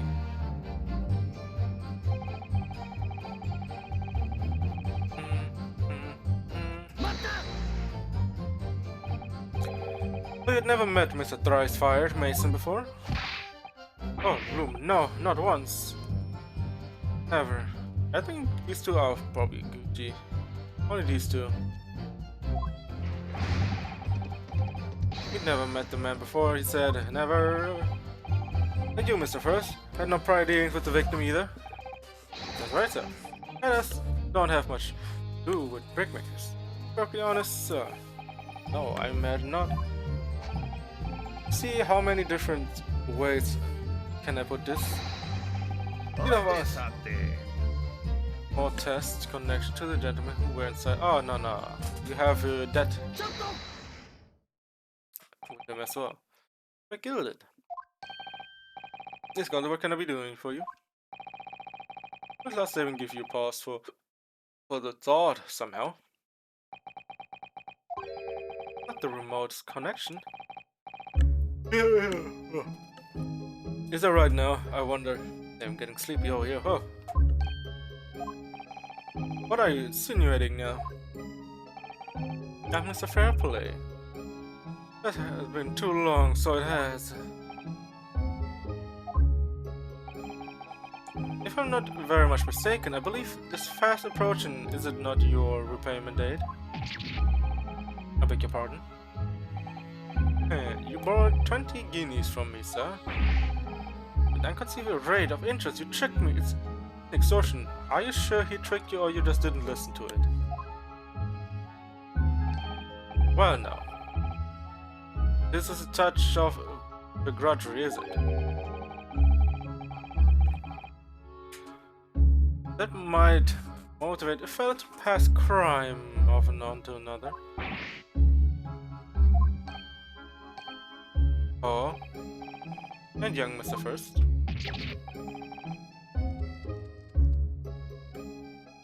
What do you want with me, sir? I got you, man. I got you. You be making hats for a living, do you? And you should also notice that Mr. Brickmaker's head is also pretty interesting, right? That the top hat that's sliding about on your head, is that one of your own creation, is it? Yeah, it's one of my own. Oh, well, I'm still just an apprentice, you understand? I'm the perfect fit for whatever fine gent walks through the door. Yes, but why is your head sliding around? If yours is so perfectly fit. That perfect fit, is it? Well, it's a very distinctive design, so is it? So it is. Because I like it, I tell you. They like a distinctive touch. Customers, such as thrice fired Mason.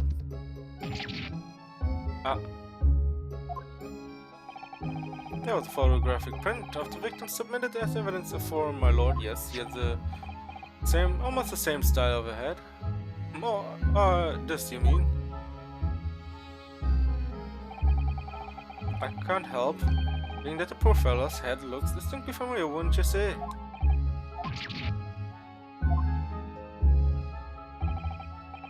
That's one of my heads.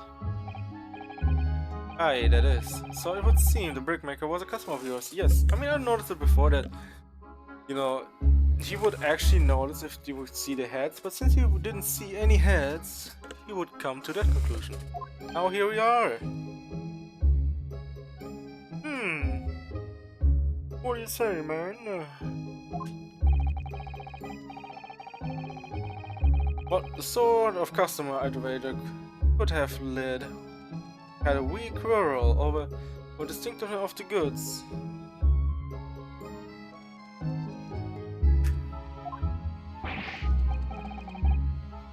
Oh no, sir, absolutely not, sir.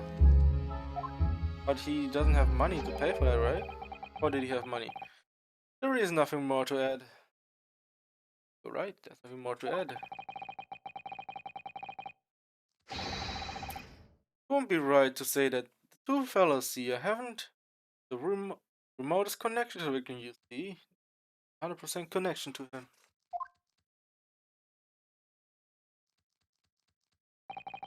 I rest my case. You little weasel. Better at this than I am. Gosh, Mr. McGill has certainly been through in his research, hasn't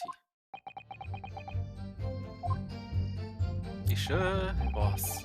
Please don't let me little interruption hold up the proceedings.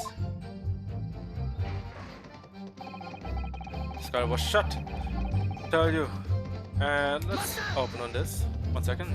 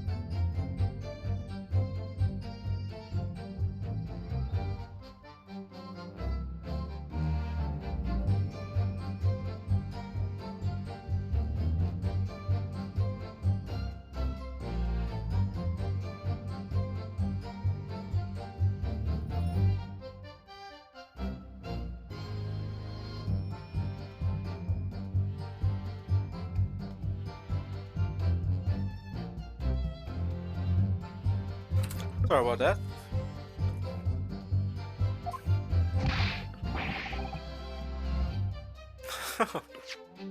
Alright, I told you about that. Skylar was shut the entire time. I'm going to lose my block with you in a moment. You sure it's not the depth you're about to lose if you win this case? I'm going to lose this rag with you in a moment, in a minute. You literally described something differently as well. Take a look for yourself. Go on. You see? It's fast shot now.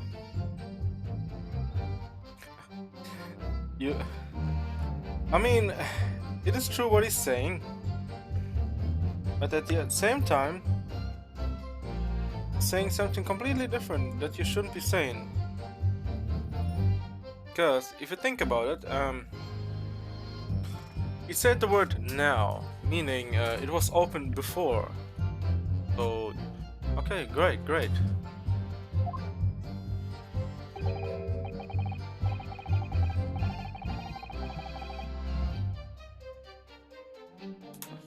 So it is, of course, a fella besides Mr. Mason could likely break through, but still no.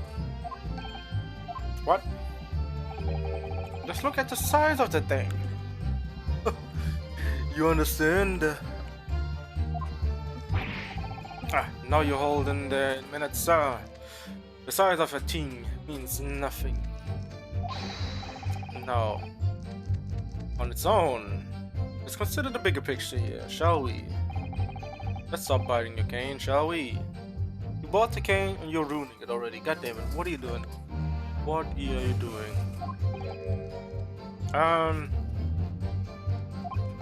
I was riding the omnibus on another occasion when, okay. Well, I broke wind loudly. I shocked myself with it as it happened. What are you saying, dog? What are you saying? He's ruining for himself. This is an unexpected confession, Mr. First. Oh, I mean to say, well, the point is, I tried opening the skylight, you see? Oh god. He's literally putting himself out of this shit. But he's literally put himself into the grave right now. It's like, what are you saying right now? What are you saying? But that's my luck, I couldn't make it budge. The stench was terrible. Wait, what stench? What are you saying? Everyone was looking daggers at me. Might as well as the rogue did. My man's joking, right?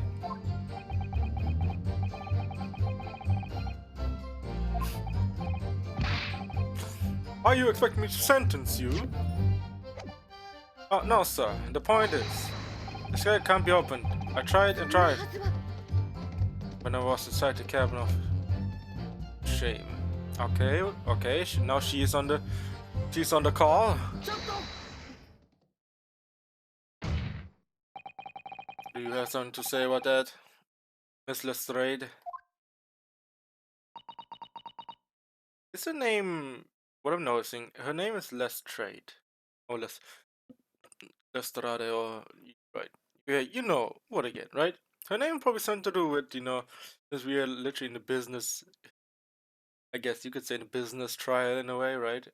Around business making, and name a word is literally less trade. It's less trade.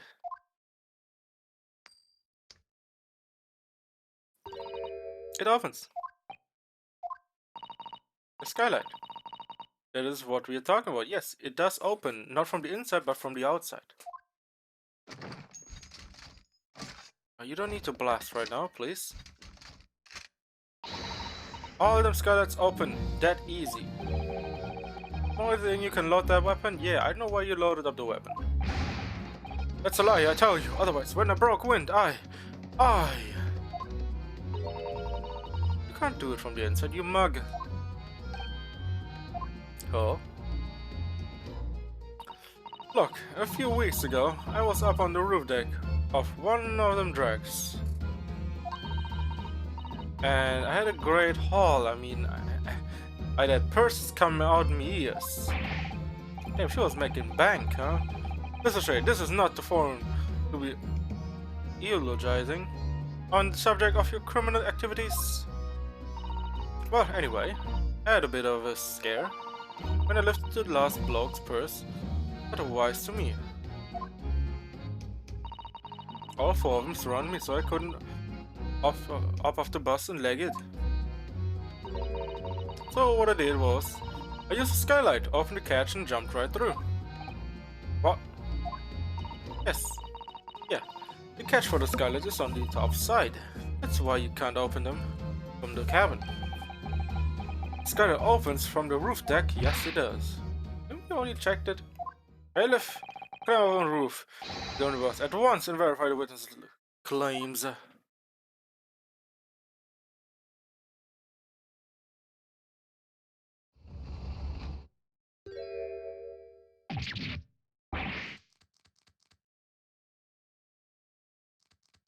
Oh, my head.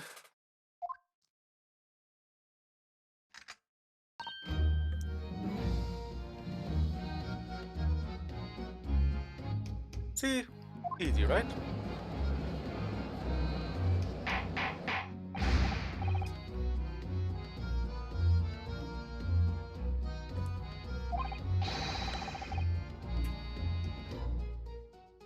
It appears that this street girl's statement is quite true. I don't believe it. This guy opens from the roof, the deck. Wait, what? From the roof deck. Not all the sun. That could be the clue we've been looking for. Yes, it is the one. The only one we've been looking for.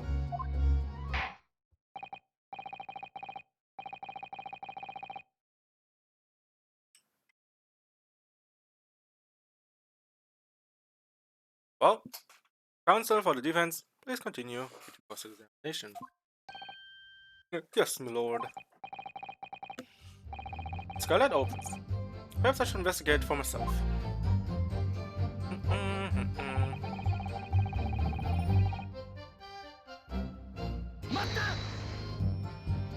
Put it on this. That's right, I demand to hear it. Can we just what we saw, I tell you, not for this. But call us both Chicers? What, Chicers? Chicer? Are we sure is that the word? Chicers? Chicers, really? Menaces criminals. Well, liars. What he means? The accused of doing it. As it stands, at the moment, there's no hard evidence that incriminate yourself now, is there? I believe we are in a much the same position as one another here. If I don't crack this case soon, he crack his teeth and even rip his head off. I wonder if these two men really were involved in some way. I wouldn't say, I mean, I don't really know anything about them, do I? Although, by the same token, I don't really know anything about Mr. McGildet either. It's hard to know what to believe here. I think we should try to remember that evidence alone can truly determine the outcome of the trial. Evidence. No one can argue against decisive evidence, including the members of the jury. So you're saying that what we need now is to find a conclusive piece of evidence. Yes, not all the... precisely. Not all the sun.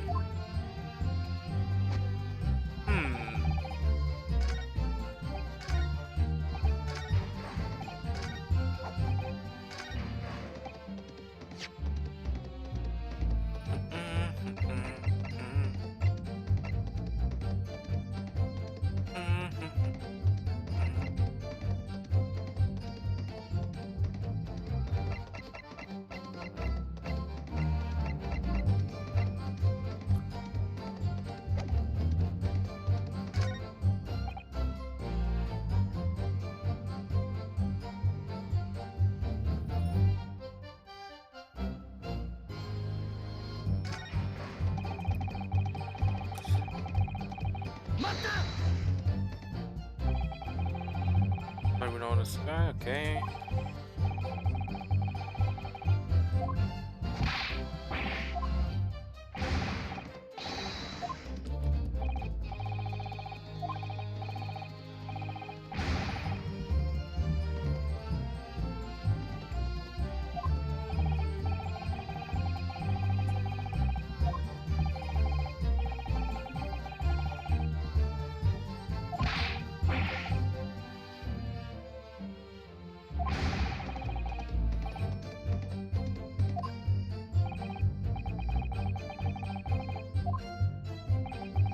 You actually have a point.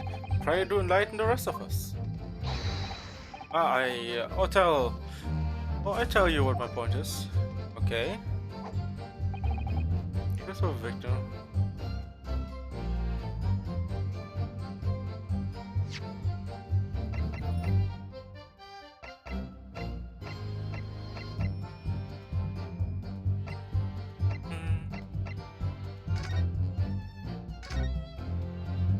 Let's see if it.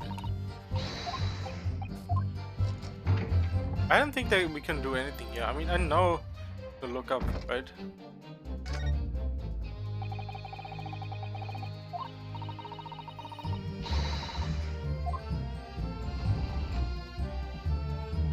Wait, what?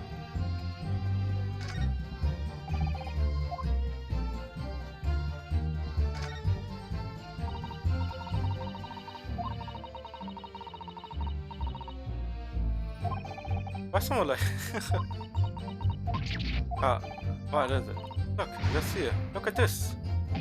Blood. That's without a question. It's blood. Why would there be blood stain here? Oh, so it's not like it. Oh, I probably missed the part where it didn't just, you know, open like a door. It's more like slides open. Surely, it can't be unrelated to the case, can it?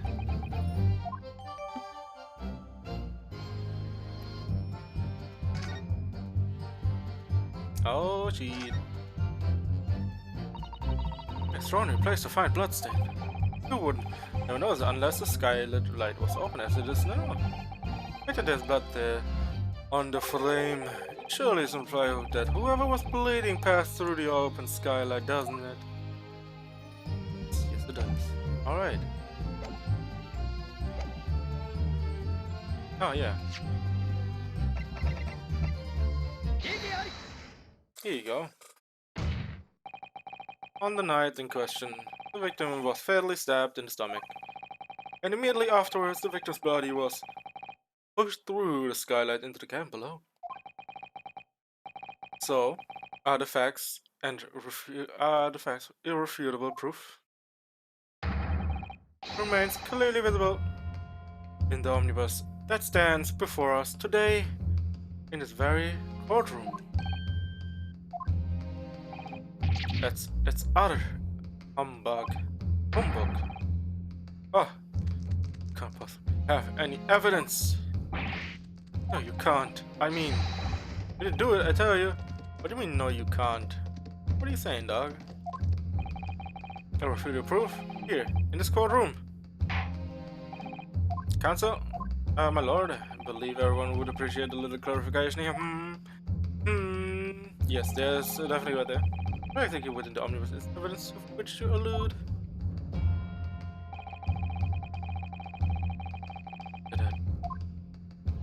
Alright.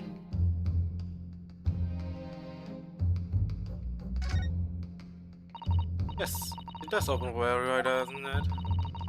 Why don't we click on it? Oh, yeah.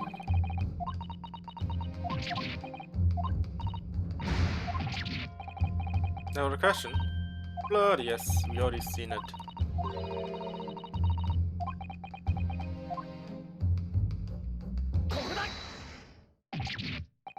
By Jupiter! Is that blood? Yes, it is blood. Blood. Bloodstain proves two things. Firstly, when the incident occurred, the skylight of the omnibus was open. And secondly, the victim was already bleeding when he fell through the opening. Oh my. And so it follows that Mr. McGildet was inside the enclosed cabin himself at the time, and not possibly be guilty of this crime. Now, oh.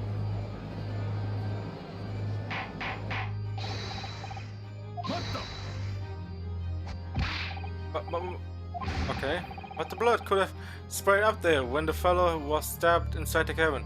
What do you think just happened, huh? The body's not like in a blood bomb. There's literally splatters blood everywhere in one go. Only found its way on the particular spot on the skylight, sure. And that would be very convenient, yes, very convenient. And let's keep in mind, the skylight catch can only be unfastened from the roof deck. I myself wouldn't have been able to open it now, would I? But there's no way to know for certain, is there? If the gent really fell through the skylight, I mean. Why don't you have a good look at the floor of the cabin between the two seats, Mr. First? There's all to play in, if you see. Definitely that shows the poor fella dropped from the fair height right there. So it is. What? No. But it can't be. It's all lies. My fellow jury members, I think we can all agree that this is clear proof that the defendant's innocent, can't we? I believe we can. Yes, sir. It's clear to me now where the filthy rubbish can be found in this courtroom. So they thought to pull up the wool over my eyes, and did they? I mean, they fooled you 3 times in a row, my yay. Are you gonna say as well? Oh, not gonna say jack shit. Okay. I won't tolerate any of the guild's carriages being sullied with blood. I won't tolerate it. Oh, I always knew that nice gentleman who gave us a delightful bark couldn't have been done. Oh, you hypocrites. Alright. Stay with one and go with one. And so keep changing your mind.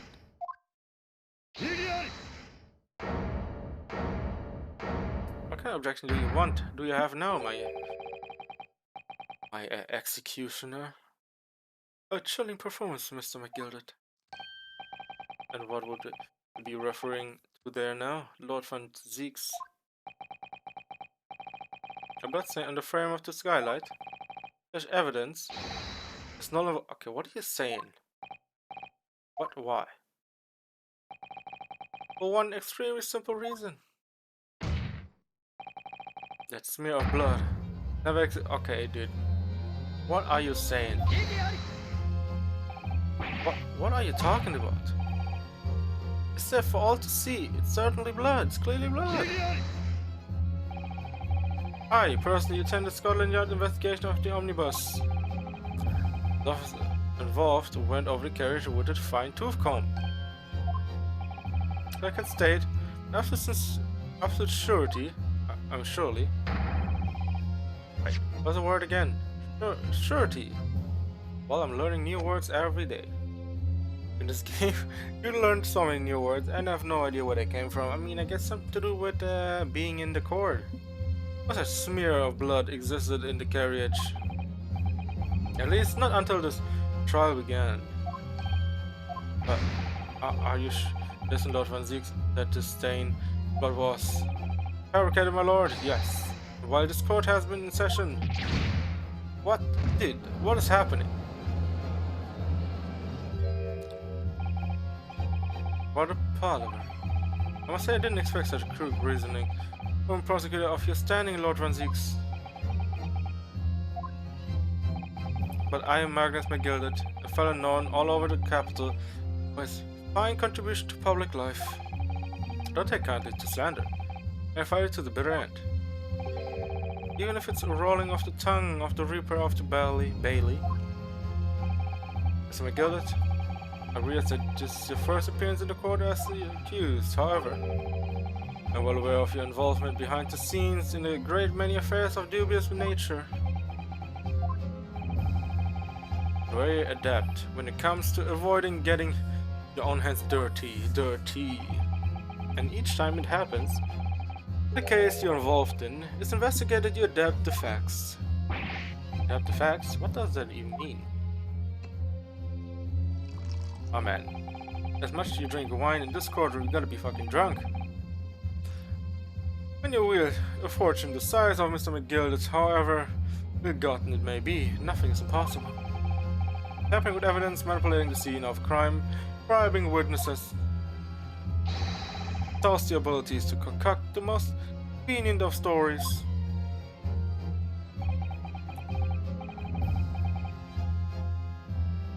This will not do, to be sure. Sure. Will it now, counsel? No. No.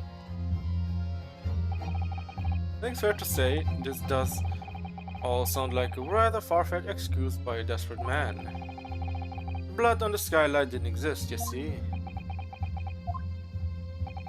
But if you will all cast your minds back, it's not true that the omnibus there has been in the courtroom the entire time. How could anyone possibly have put a smear of blood in it without the world and his wife seeing it? Isn't that right now, counsel? Is that right? It's true. The omnibus has been in full view the entire time. The court has been in session. My learned friend.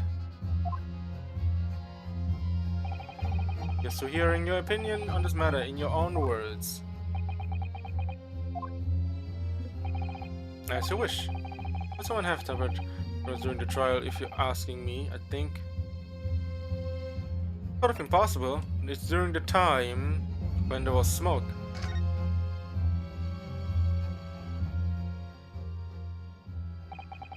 As a defense lawyer, it's my job to advocate for the defendant as best I can. But still, I feel though that there's something even more important at stake here. There's no evidence to suggest that the defendant did as my learned friend suggests. However, in terms of having the opportunity to carry out the alleged tampering, there's one possibility. Oh, gracious, explain yourself, counsel.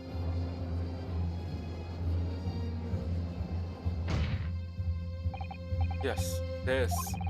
It seems my dear Japanese friend has no intention of running from the deceit. Deceit? I'm sure everyone still remembers clearly the reset that we were forced to take as a result of the smoke grenade fired by the witness currently in the stand, Miss Gina Lestrade.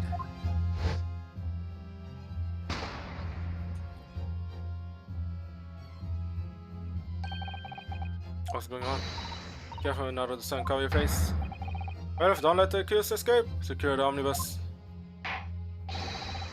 I hear we call an emergency recess. Bailiff, ensure the defendant in custody and clear the courtroom. The courtroom was filled with smoke, and everyone was thrown into confusion. All of us were made to leave this chamber. In that brief interval, under the veil of smoke, and in all the chaos, it could have been possible to steal inside the omnibus. What? Could have been possible to steal inside the omnibus? What a weird way to say. Maybe it's a translation error? I don't know. Seal? Are you wise? What are you trying to pull? Yeah. You rotten feckless gorger. Feckless? Gorger? Supposed to be defending me. This is a wicked plot. The plot to undermine me. So it is. Whatever you think this is, it changes nothing. Facts are the same. After this, courtroom was evacuated early as a result of a smoke grenade.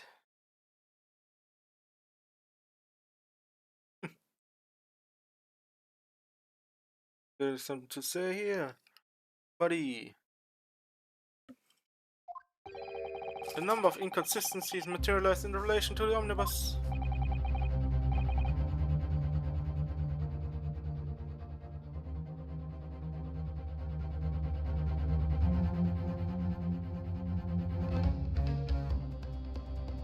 Consistency such as? Do tell, my guy.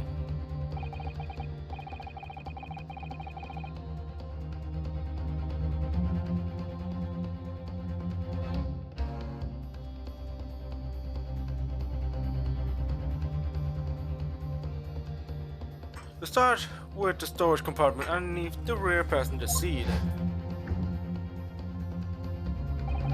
When the police investigate the omnibus, this compartment was full of the driver's items.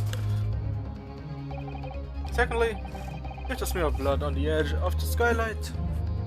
Okay, as I've said, there was no present at the start of the trial this morning.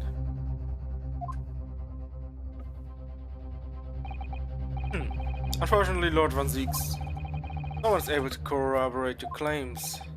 That's true.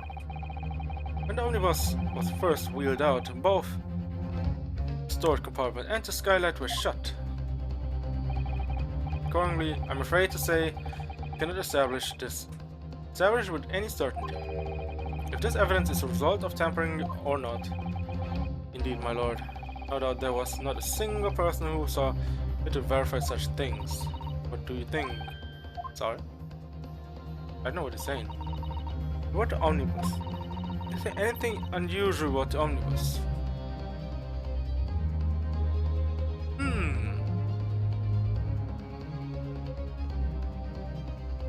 Anything unusual about the omnibus?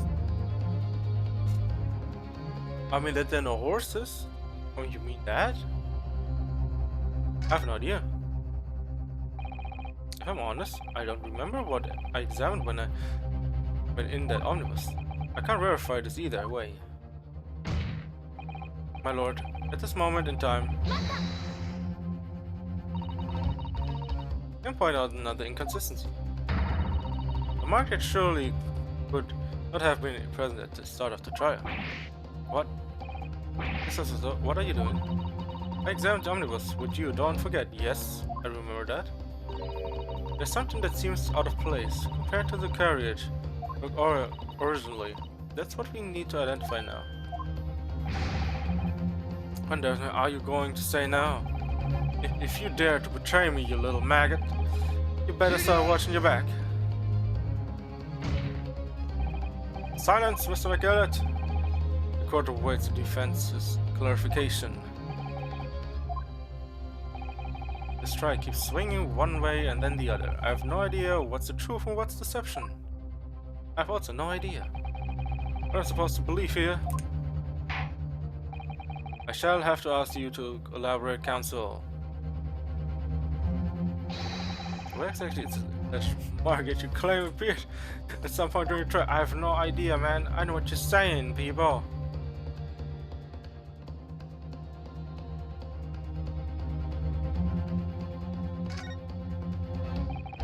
That's blood, isn't it? Something wrong. Oh, it's just, well, this blood stain is so obvious, that's all. Yet Van Zieks has mentioned no mention of it. I suppose that does seem a little strange. Why do I have such a bad feeling about this? If you consider that the victim fell through the skylight onto the floor of the cabin, you would certainly expect to find signs of blood where he landed. But as far as I can recall, blood stain on the cabin floor was not there when the omnibus was first brought into the courtroom. Good lord. Yes, I do believe you're correct, counsel. Yes. Well, unless I never looked down, because I only remember never seeing any of the blood. Only seen that you can slide open the door, but I knew that you can open the door, but not really slide open the door. Plus, never seen the blood. Well said. Although, as advocate for the defense, one might say that was a very careless slip of the tongue.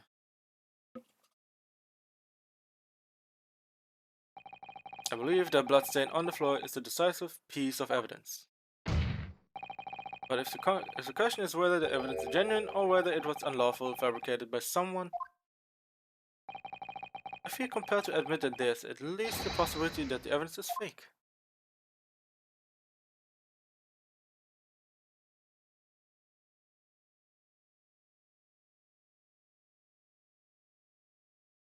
Oh my god, silence in the room. This trial is over. Am I gilded? Done everything I possibly can to cooperate with the court, but it's all over now. What are you saying? But you're the defendant. It's over, I tell you. Huh? Memory, recollection, what people think they saw. This all nonsense. Facts are what counts, and facts is that blood is there now. Well, in the course of this desperate trial, long and extreme drawn out as it has been, the good-for-nothing Reaper of Bailey has failed to present any decisive evidence at all. I'm scandalized, so I am. I thought better of a lot on Zeke's. Well, my lord, I must concur with the defendant. The unaffirmed recollection of an individual cannot stand as evidence. At this moment in time, a particular bloodstain in question is very much inexistent. In the absence of any credible method by which to prove its allegedly previous non-existent, I regret to say that it would be improper for this trial to continue. Your lordship can't be serious. Lord Francisco, what is your position? Don't tell me he literally put fake blood there. Oh my god. There's also the fact that there might be a possibility that it's just not... Maybe they even checked whose blood it is. The Precaution, my lord, has no further witnesses or evidence to present. Very well, in that case, as though if we have explored every possible avenue in this matter, I shall proceed to my education. As a formality, I am of course obliged to confirm with the defense first. What formality? As things stand at the moment, it would seem Mr. McGill will be found not guilty. Yes, which would mean we won. Is that really the right outcome here? Is it really alright for the trial to come to an end now with all the unexplained inconsistencies? Yeah, I feel also dissatisfied if it would happen this way. Counsel for the defense. Your closing statement, please. Yes, my lord. Defense believes.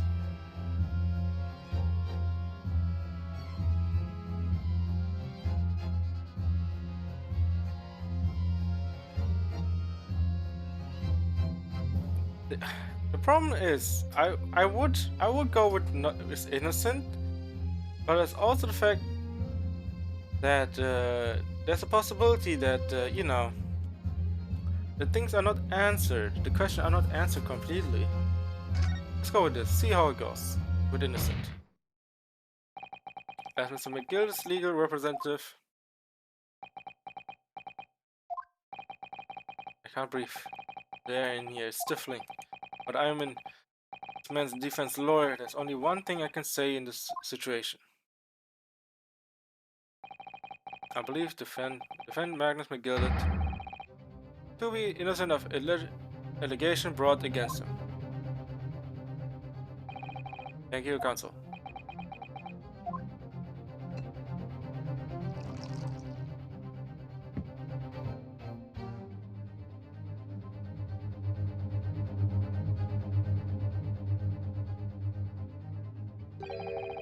Here's to you, my Nipponese friend. There was object closing I have yet to hear in a court of law.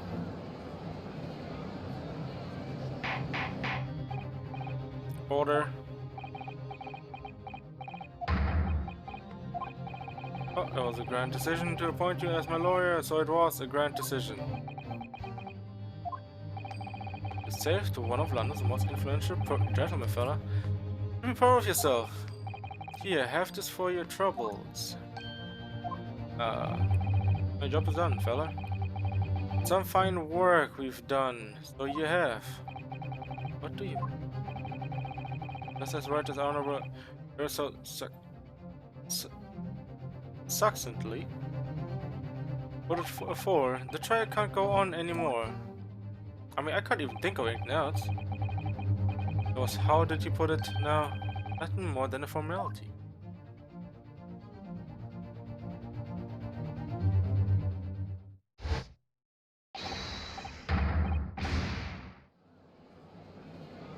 I mean, even I can't think of anything else right now.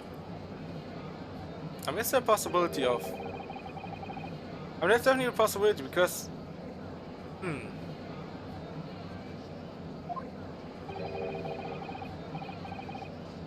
Was the evidence we've seen genuine or was it fake? That's a good question. His lordship would be fuming. Any unsightly rubbish should be disposed of promptly, as I said. Stinking rich are always guilty of something. Okay, mark my words. God, it's you, that lovely man. Now that proceedings have unfolded in this way, I am compelled to declare a premature end to this trial. Furthermore, the court must accept the defendant's plea.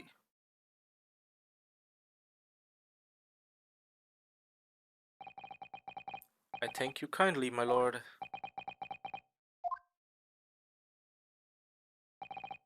I hereby renounce the verdict of this court. Oh, but we still haven't determined if the bloodstain in the omnibus is genuine or not. We don't know if these witnesses are telling the truth or a pack of lies. We have no idea what the truth. Yes, that's what I want. Like, I don't care right now. Like, if we lose, sure.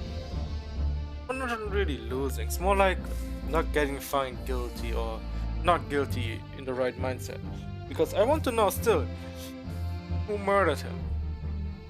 That's what we need to come to it, right? Did he die through, you know, some McGilded, or did he actually kill him? Lord van Zieks, my lord. Case made by the prosecution was flawed, plain and simple. If indeed the omnibus presented as evidence was tampered with, the prosecution is at fault for allowing such a disgraceful preservation of justice to take place. My sincerest apologies, my lord. But wait.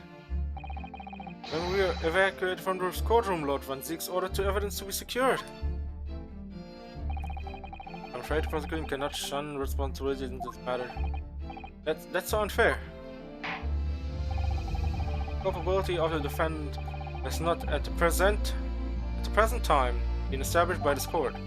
Consequently, the jury will not be required to proffer a judgment. What? Well, Lord van Zieks, it's been a pleasure, so it has. And as for you, my dear fella, I couldn't have asked for a better defense. Do you mean to tell me this has all been a grand waste of time? It's the law of the land, my good man. If you'd like to pursue this matter further, you can always go ahead and try to change the law.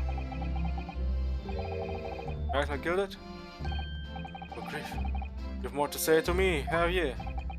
Just one thing. A warning. This is far from over. Well, something to be looking forward to then. I hereby pronounce the defendant, Mr. Magnus McGilded, not guilty.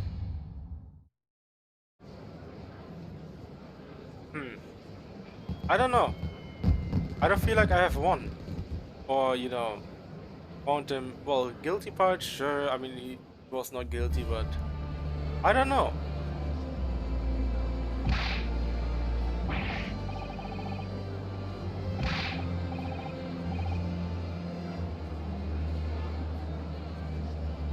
Actually, we don't know if the blood was fake or not. Or was that the whole time? The courtroom in pandemonium for the second time that day, the judge delivered his verdict, and my first ever trial in Great Britain came to an abrupt end, with the defendant being found not guilty, ostensibly the victor for us.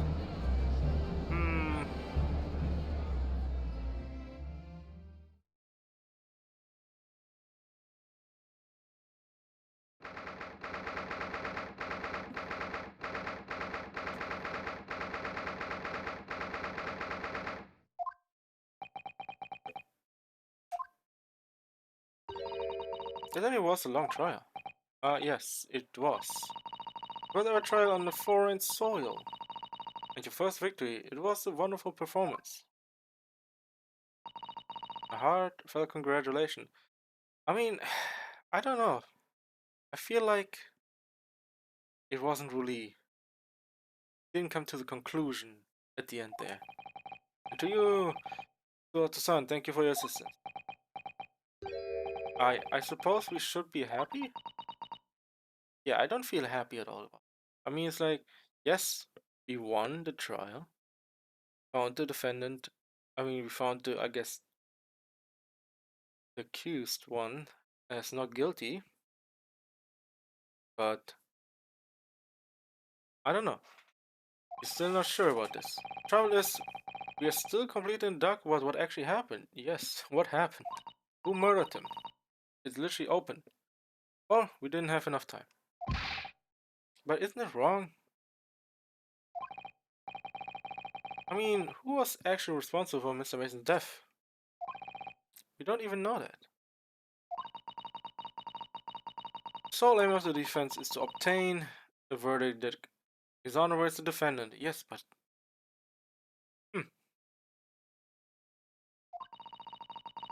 Carried out your duty to perfection. Aye, that you did. Mr. McGillett?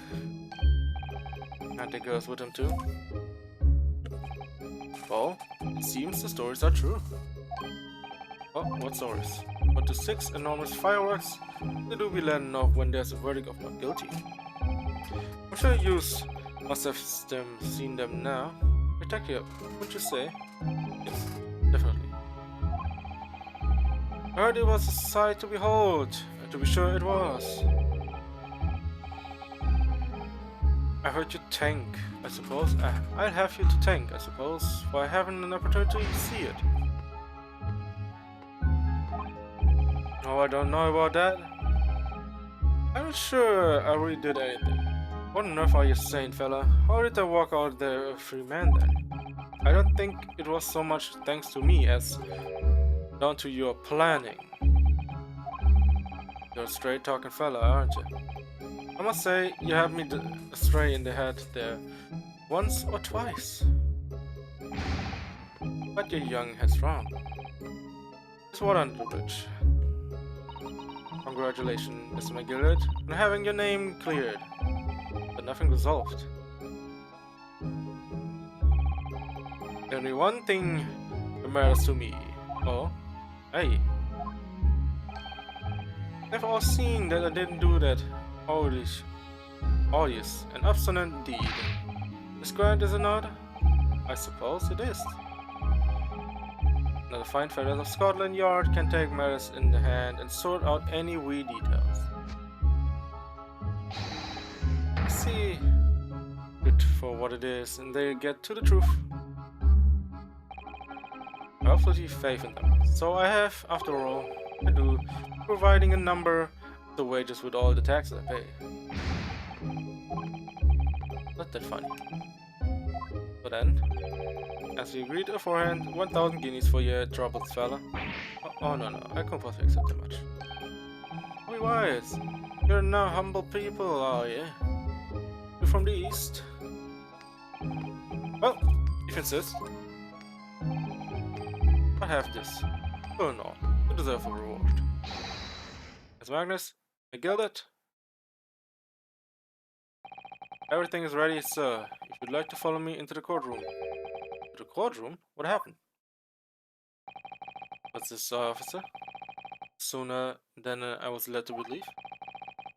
Officer, inconvenience, sir. There were some changes to the schedule. Schedule? Well, I must be making tracks now. It's time for the inspection. Sorry, for what inspection? We're going to examine the omnibus again, so I'm told. Asked if I could be present for it myself. They're going to examine it again? I mean, don't they need to just, examine the blood with the victim to the blood that's in the carriage? Actually, I'm under no obligation to take part in any more of this matter now. But as an upstanding member of London society, I do be doing me best to help where I can. This is a gentleman duty, so it is. Ah, okay. Well then, fare thee well. It was an absolute pleasure meeting you.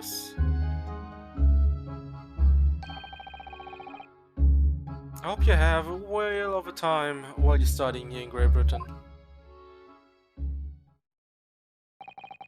And there he goes. Your man. Oh. Oh, I forgot you was here. You don't need to start loading your gun up and shoot at me, please. Don't do any of that. Don't move. Whereas I want to say, get a move on. It does take forever to load the gun with the thing. Wait, would you mind putting that thing down? You're grown up. Sorry? And I ate all grown-ups. I mean, Mr. McGill is a grown-up too. What are you talking about? Oh, there you are. Oh, who's that? Who are these people? Naughty, naughty, running off like that. I got a picnic. I got a picnic. Who's this little girl now? I mean, a lot of new people coming in here. Like, what? Who's this? And taking that with you as well. I was looking for that. Looking forward to the trial. One of my experimental smoke grenade launchers. Oh my gosh, here's a launcher now too. Smoke launcher into a smoke, I guess, gun. Oh god. Excuse me, but who are you? Oh, good day to you. I am, well, the inventor, I suppose, of the machine. Wait. Inventor? Well, normally organized are so dull. Don't you agree? White, white, and more white. If you have to be shrouded in smoke, it could be at least pretty colored. I thought myself, do you have to be shrouded in smoke, though? At all? I just took my eyes off it for a moment while I was standing at a different omnibus, and she pinched it. Luckily, I fitted it with a telegraphic beacon. Oh, she has a GPS on it. Nice, nice. Tell you, what is it? What? I have no idea what this girl is talking about. A tracker. You're coming with me now, back to my laboratory. What for? To apologize, Sully, to my technician. What, Gina? What you mean? Say sorry? You must say sorry when you've done something wrong. Surely an adult has told you that before. An adult? Don't you know adults? Come along then, follow me. Fine, have it your way. Oh good. You see, I knew you'd want to do the right thing in the end. I'm fairly sure there was that what she wants is not get shot by the massive gun of yours. I'm a rocket launcher, so yes. Who knows what might happen. Well, people leaving now. Bye then. I'm so sorry for all the fuss. She was a lovely one.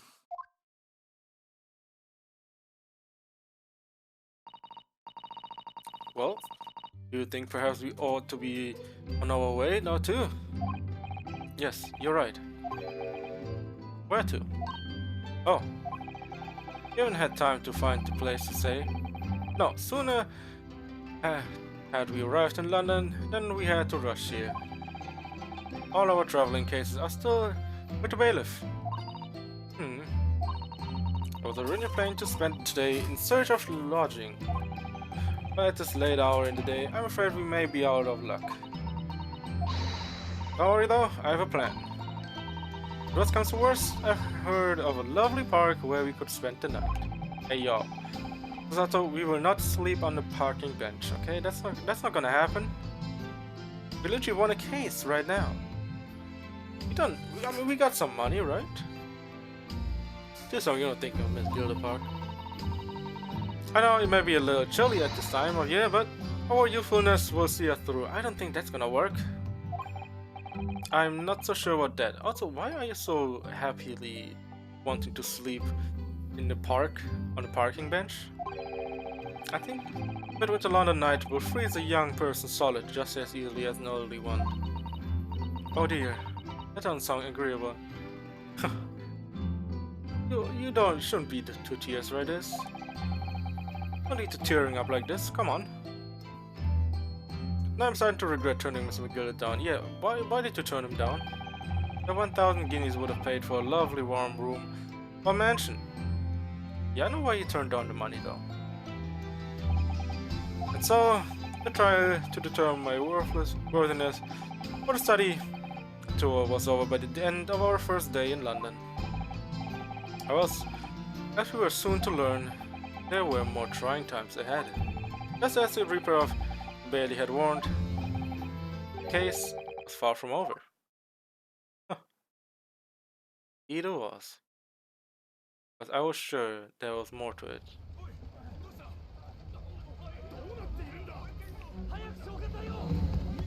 Okay, why is this thing burning? これはどういうことだ。わかりません。私が駆けつけた時にはもう現場検証が始まるまで立ち入り禁止のはずではないか。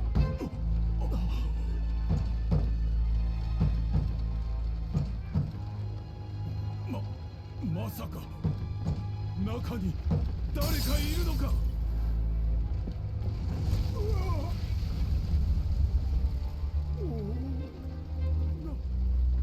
なんという。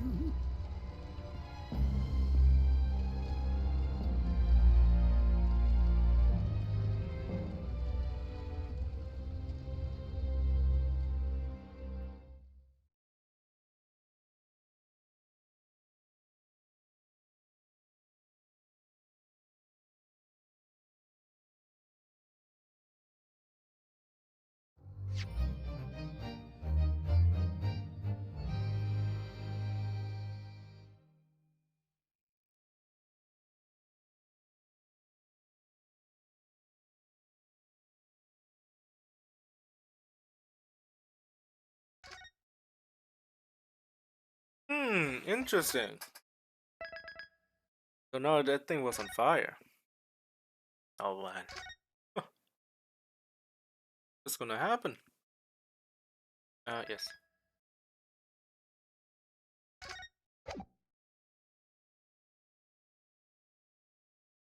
The Venture of the Clouded Kokoro.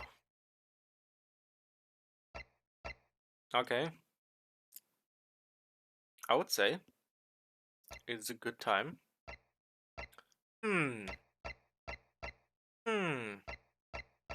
So we saved. But let me try something.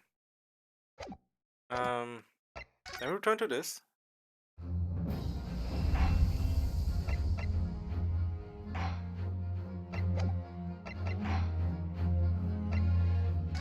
I'll just see when it's saved.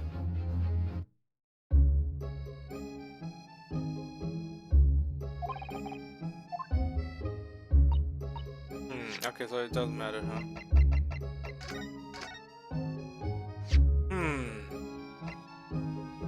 Yes.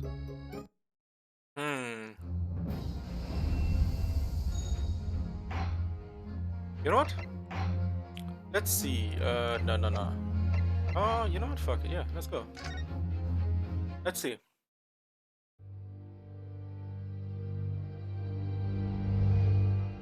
The Adventure of a Clouded Kokoro. 時折僕は思うのだよ、ワトソン。ホームズ。Yeah, let's skip this out. We're gonna be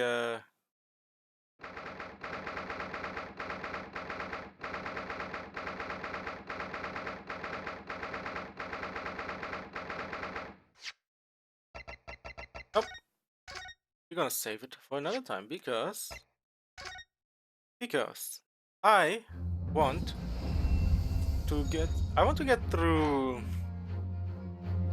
To be honest, I'm not satisfied. Oh no, whoops. I'm not satisfied with I'm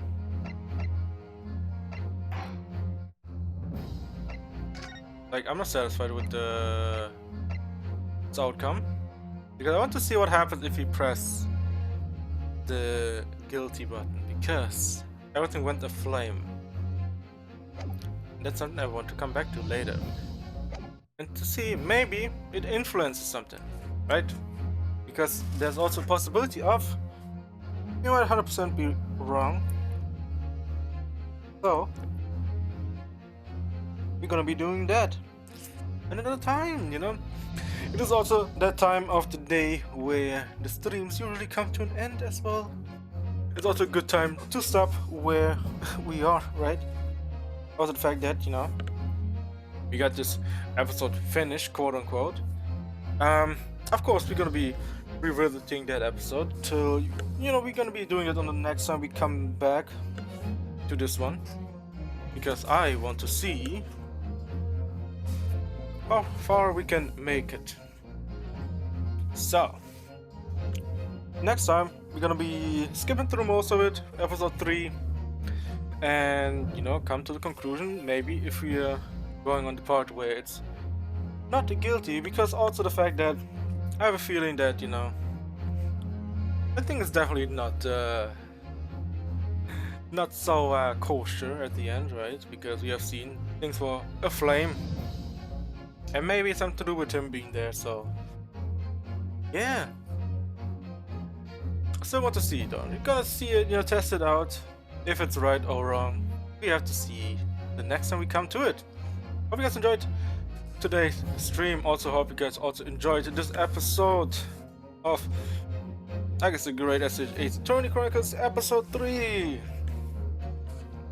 And next time we're gonna be definitely gonna go through it again, but not really reading it, but mostly just trying a different I guess outcome at the end. Plus also we're gonna be starting episode 4 afterwards, and so yeah, hope to see you guys for next time when we return to it. And yeah, tomorrow, you know, if you're wondering what we're going to play tomorrow we're going to be playing Assassin's Creed 2.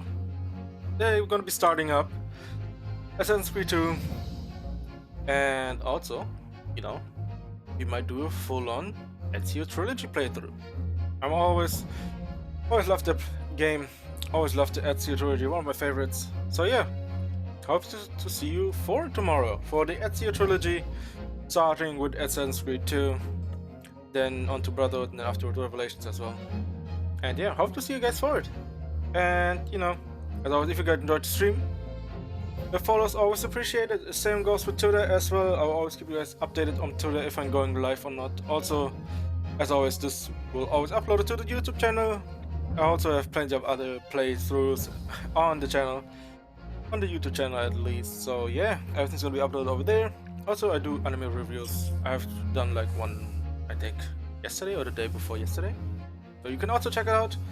I did a review on Spring Season 2022. So if you're interested in that, you can also check that out as well. But yeah, as always, thank you guys for watching. And you guys have a great rest of your weekend. It is a Sunday. And yeah, you guys have a great rest of your weekend. And yeah, see you guys tomorrow with the new game, Assassin's Creed 2. See you for it.